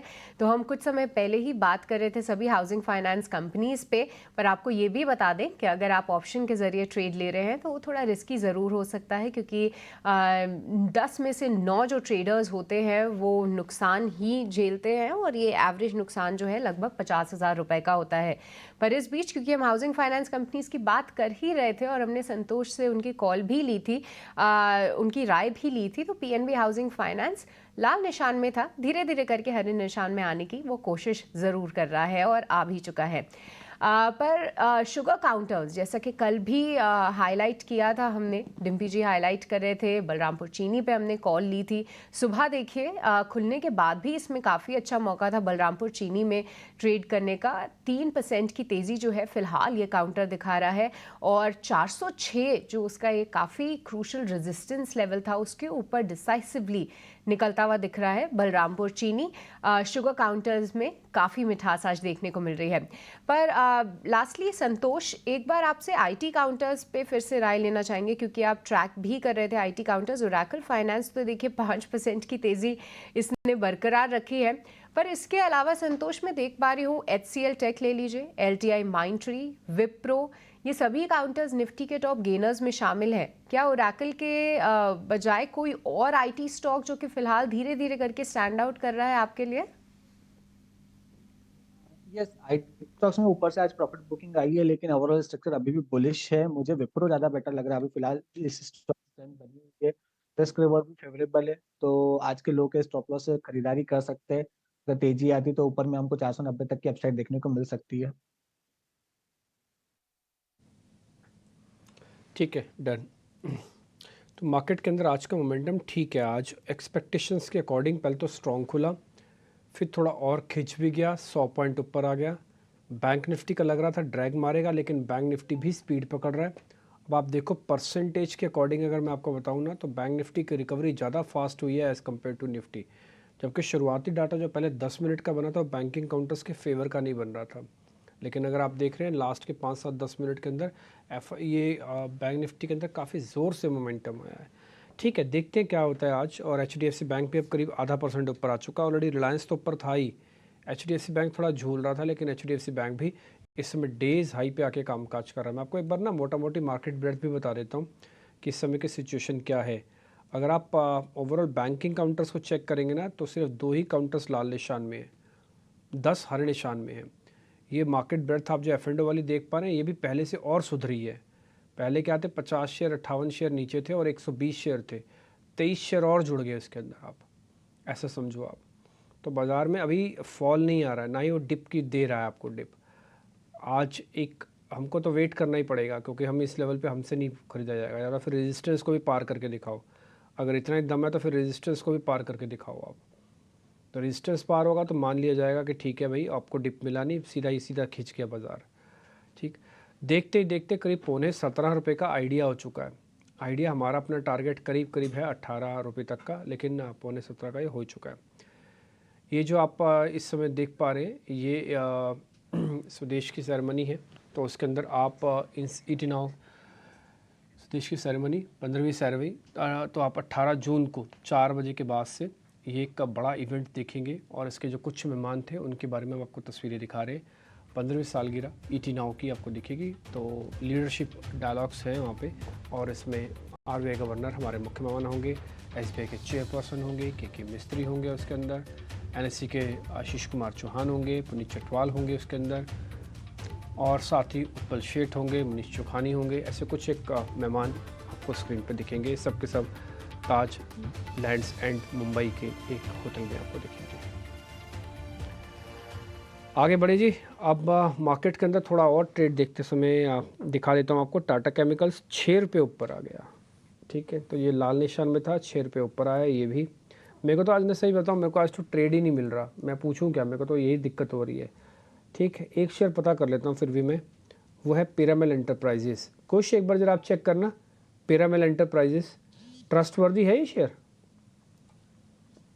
नहीं डिम्पी, नॉट एंटायरली, बिकॉज इसमें वॉलेटिलिटी काफी रही है, मल्टीपल अटेम्प्ट्स हुए हैं at a rise and then it keeps on fizzling out. जो इसकी की एवरेजेस हैं अक्सर उन्हीं के पास आके रेसिस्ट करके ये स्टॉक ड्रॉप हो जाता है। पहले हमने देखा है कि ये अपने 50 डे मूविंग एवरेज के पास रेजिस्टेंस लेकर ड्रॉप हुआ है।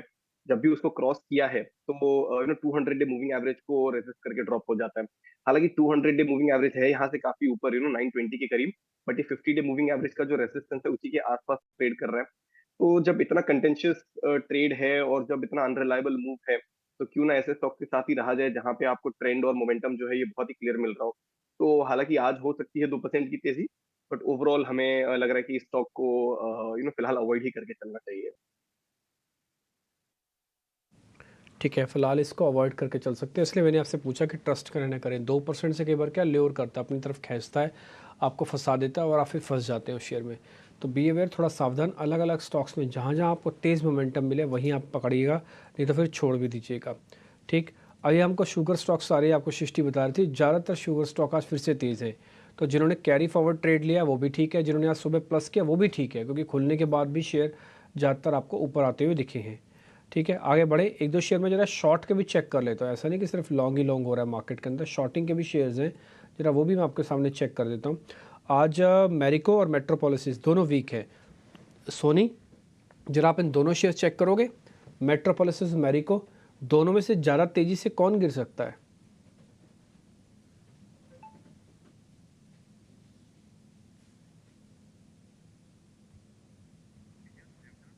और ठीक है, सोनी से बात नहीं हो पाएगी। संतोष सर, आप ही चेक करोगे, मेट्रोपोलिस और मैरिको, इन दोनों में से ज़्यादा स्पीड से कौन गिर सकता है?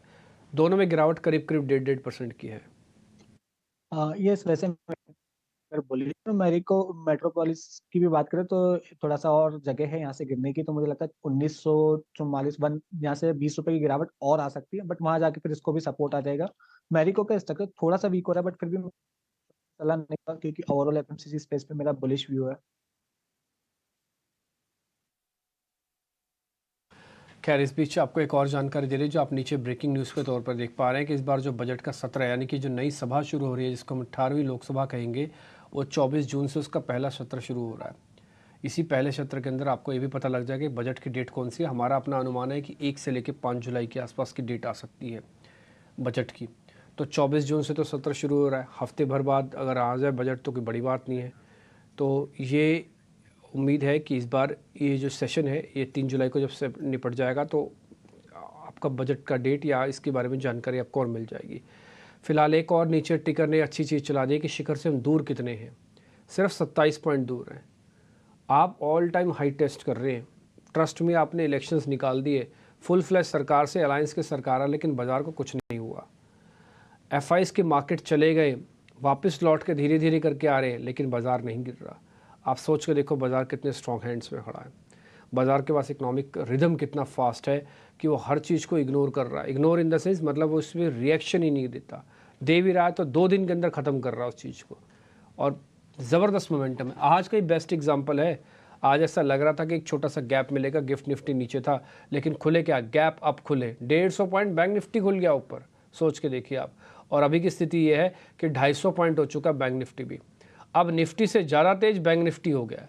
जो मैंने आपको शुरुआती डाटा बताया वो पूरी तरह से पलटा, और अब आपके सामने ही है HDFC बैंक जो लीडरशिप लेता है वो 0.1% ऊपर आ चुका है। रिलायंस से नीचे था पहले, अब रिलायंस से ऊपर है।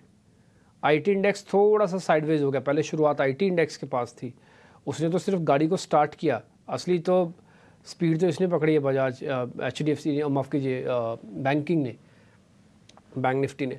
थोड़ा सावधानी से ट्रेड कीजिए बस, और कुछ नहीं है। कम वॉल्यूम रखेंगे तो अच्छे से हैंडल हो जाएगी ये वॉलिडिटी, नहीं तो फिर हालांकि एक अपने आप में भी हैरानी की बात है कि विक्स आज फिर से 2.5% टूट रहा है, और 2.5% टूटने ये आप देखिए 50,000 का लग गया निफ्टी बैंक, 50,000 हो गया वापस से, और यही इसका रेजिस्टेंस भी है, बार बार टकराता है, यहीं से वापस आता है।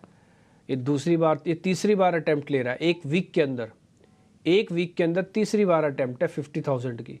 एक्साइटमेंट और एंजाइटी देखो आप मार्केट के अंदर कितनी ज़्यादा है। फोमो फैक्टर आता है ना, ये टिपिकली मेरे को वो दिख रहा है कि आप बाज़ार को नीचे लाओगे नहीं, जो बाहर का पैसा पड़ा हुआ है ना, जिनको अंदर आना है उनको लगेगा भाई साहब बाज़ार तो नीचे आ नहीं रहा, भाई साहब यहीं ले लो सामने।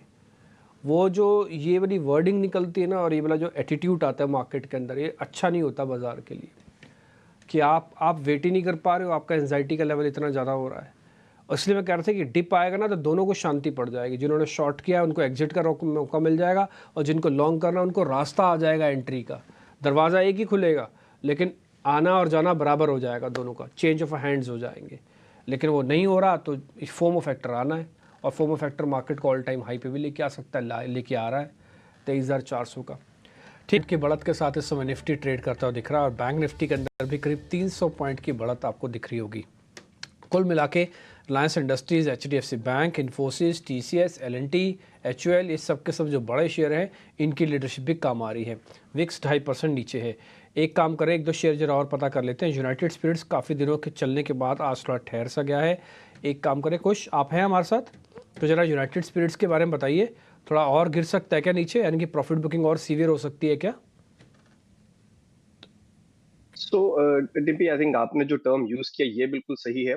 फिलहाल जो हम इसमें देख रहे हैं वो प्रॉफिट बुकिंग ही है, and yes there is a good possibility कि ये प्रॉफिट बुकिंग जो है थोड़ी और सीवियर हो सकती है। 1275 तक के लेवल्स जो हैं हो सकता है आने वाले कुछ दिनों में आपको इसमें देखने मिल जाए। तो फिलहाल थोड़ा वेट एंड वॉच करें, बट ध्यान रहे कि जहां से भी ये स्टॉक संभलेगा और टर्न होगा वहां से एक बाइंग अपॉर्चुनिटी इसमें फिर से बनेगी। And while we are at it, एक क्विक अपडेट और दे दूं, किर्लोस्कर ऑयल पे हमने 2050 का सेकंड टारगेट डिस्कस किया था in a couple of weeks time.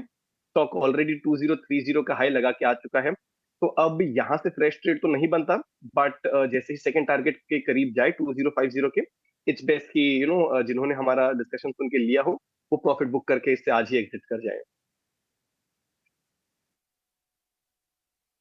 आपके आज शेयर देखने लायक है सर, 9% ऊपर है। ये होता है ना अच्छे एक्सपर्ट्स का कमाल।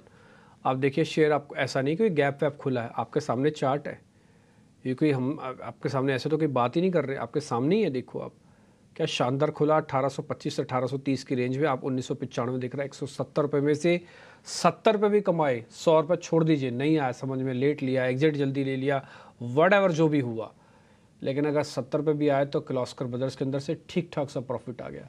सिर्फ यही काम आपको करना है, एक शेयर को कायदे से अच्छे से पकड़ लेना है। अगर उस शेयर आपको भी समझ में आ रहा है आप उसको पकड़ लीजिए। अच्छा, आप शेयर नहीं पकड़ेंगे फिर गेस्ट पकड़ लो। सबसे अच्छा है कि गेस्ट पकड़ लो कि भाई मैं इस गेस्ट को फॉलो करूँगा और इस गेस्ट की बताई हुई कॉल्स पे मैं ध्यान रखूँगा। मैंने एक शीट बना ली अपनी, तो उनकी जो भी ट्रेड आते हैं तो रोज़ ही आते हैं। मान लो कुछ आते हैं तो आपको बताते हैं ना सौदे, ऐसा तो हुआ नहीं कुछ आएंगे आपको ट्रेड नहीं बताएंगे, आएंगे आपको ट्रेड बताएंगे, आप नोटिस कर लो कि मैं कुछ को फॉलो करता हूँ। मेरे 2-4 सौदे में उनसे देखूँगा, आप देखोगे नेट में आप अच्छा पैसा बना के निकलोगे। और मैं कई बार बोल चुका हूँ कि हमारे जो एक्सपर्ट्स हैं ना, वो फंड मैनेजर्स को भी पीछे करने की कैपेसिटी रखते हैं। क्योंकि मान लो कोई गेस्ट आया, आज ही आया, मौका मिला, या कल ही आया बेचारा, तो क्या करेगा, अपना बेस्ट देगा आपको और उसी दिन के हिसाब से देगा। फंड मैनेजर तो मनी डिप्लॉय कर देता है, उसका रोज़ का हिसाब नहीं है, लेकिन जो गेस्ट है वो रोज़ के हिसाब से बढ़िया बढ़िया शेयर चुन के लाएगा और एक ही दिन में फ्री करवा देगा। ठीक, बहुत शुक्रिया कुश, थैंक यू वेरी मच, ये बढ़िया से आपने हमको ट्रेड बताया। खैर आप बने रहिएगा हमारे साथ, क्योंकि इस बीच ना बैंक निफ्टी जो है अपना ऑल टाइम हाई लगाने को बिल्कुल बेकरार है। सिर्फ 5 पॉइंट की 6 पॉइंट ही दूर रह गया अपने ऑल टाइम हाई से। संतोष सर भी मेरे को तस्वीरों में दिख रहे हैं आज। अच्छा, एक और चीज़, आज ओरेकल फाइनेंस देखिए क्या शानदार चला, और यही बात हमने सुबह भी आपको नोटिस कराई थी कि आईटी के अंदर आपको आईटी लो, ये बस मना नहीं है, लेकिन आईटी के अंदर भी क्या लो ये आपको संतोष सर ने बताया। कि ओरेकल फाइनेंस लो, और कोई गैप वैप ज़्यादा बड़ा गैप के साथ नहीं खुला, खुलते स्पीड से चला और उसने 350 रुपये जोड़ लिए। नहीं आए होंगे आपके पास 300, 150 तो आया, अरे 100 रुपया तो आया, 100 रुपये भी आया, और अगर 50 शेयर भी ट्रेड किए हुए हैं तो 5000 रुपये का बास्केट हो गई तैयार, आप फ्री हो आज के लिए। तो ऐसे ही आप सेलेक्टिव शेयर्स पकड़ो या तो सेलेक्टिव एनालिस्ट पकड़ो जो आपको ठीक लगता हो, और उनको रिग्रेसली फॉलो करो। उनका प्रॉफिट करो ना करो, उनका ट्रेड जरूर, उनका स्टॉप लॉस ज़रूर फॉलो करो। ठीक, ये चीज़ आप ध्यान रखना।